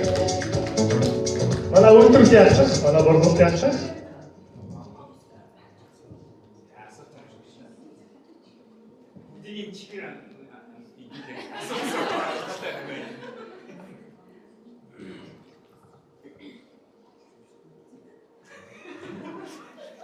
Үйлдвэрлэлийн процесс нь бас нэг тайлбарлаад байна. Хідүүн нэг лайн дээр хідүүн ажиллахад одоо төлөвлөгөөтэй хэр автоматсан байх хэрэгтэй одоо лайн. За бид нар уртаашаа 20 метрийн урттай өргөшөө 8 метрийн өргөнтэй заалны тогтчод байхад бид нар эмийн үйлдвэр юм уу хүнсийн үйлдвэр дээр суйрлаад энэ бүтээгдэхүүн үйлдвэрийнхаа 6 шат амжилт бүхий тоног хөрөмж өгсөөр гэж тооцоолсон. Нэг ээлжиндээ 6 хүн ажиллана гэж тооцоолоод 2 ээлжээр гэж тооцоо 12 хүний тооцоолол гаргаж авсан байна. Цаг тэгэхээр чи одоо хамгийн хурднаараа хэдэн шиг юм модуль гаргах вэ? Яг одоо энэ байгаа хүчин чадлаар бол сард 300 мянгыг гаргах боломжтой. Гэхдээ бидний жилийн борлуулалтын прогноз бол нийтдээ 496 мянга гэдэг тоо гаргасан. Тэгэхээр ихэнх үедээ бид нөгөө эрэлтийнхээ ачаал тааруулж үйлдвэрлэлээ зохицуулна. Түүний дараа зах зээлд хэлэх тусам бид хүн хүчин нэмэх борлуулалт нь юугаа доош ирэхээ нэмнэ гэдэг төлөвлөгөөтэй байна. Санаа бүтээгдэхүүнээр одоо ч ингээд хоолой хөтөлмөрчөө ингээд нэгдүгээр жоохон хоолой шигнээд авах юм бол бас ангаач байна. Амны хөндий цэвэрлэж байна. Бас олон ийм үдэнтэй байх шиг. Яг энэ бүтээгдэхүүн чинь биш тийм ингээд ийм модон чихэр шиг хэлбэр нь онцлог юм уу? Эсвэл хоолой хөтөлбөр нь бусдаас илүү ялгаатай онцлог юм уу? Яг аль нь давуу тал юм? Маа бүтээгдэхүүний онцлог гэвэл нэгт болохоор сахаргүй, сахар оруулагчтай буюу Монголын хамгийн анхны эрүүл мэндийн одоо сахаргүй бүтээгдэхүүн модон чихэр гэдэг утгаар гарна. Мөн хоёрт нь болохоор өнгө оруулагч байцгүй байгалийн амтаараа ямар нэгэн илүү одоо тийм байц байхгүй. Тэгээ нэгсний орцсон ноол цэвэрдийн байгалийн эрүүл мэндийн хүнстэй модон чихрийг энэ бүтээгдэхүүн яг аль юм бол та өөрсдөө нөгөө бүтээгдэхүүний нөгөө орцнаас хараад ерөөхдөө ингэж хийгснээр эсвэл нөгөө өмсгөлийн үргэлэнгээс санаагаа аваад тэднэртэй хамтарч ажиллах юм. Та гурч яах компани юм лээ? Энэ юу вэ? Тэгэхээр би бол ерөнхийдөө л судалгаагаа болохоор би бол өөрөө бүтээгдэхүүн хөгжүүлэлтийн албан судлаач хэмжүүж хийдэг. Яг тэрнийхээ дагуу олон улсынхаа гэдэг бүтээгдэхүүн хөгжүүлэлтийн загварчлалын дагуу хийгээд тэгээд судалгааны орцоо гаргаж ирсэн байна. Тэгэхээр эмсэглийн үргэлэнтэй бол хамтарч хамтраагүй. За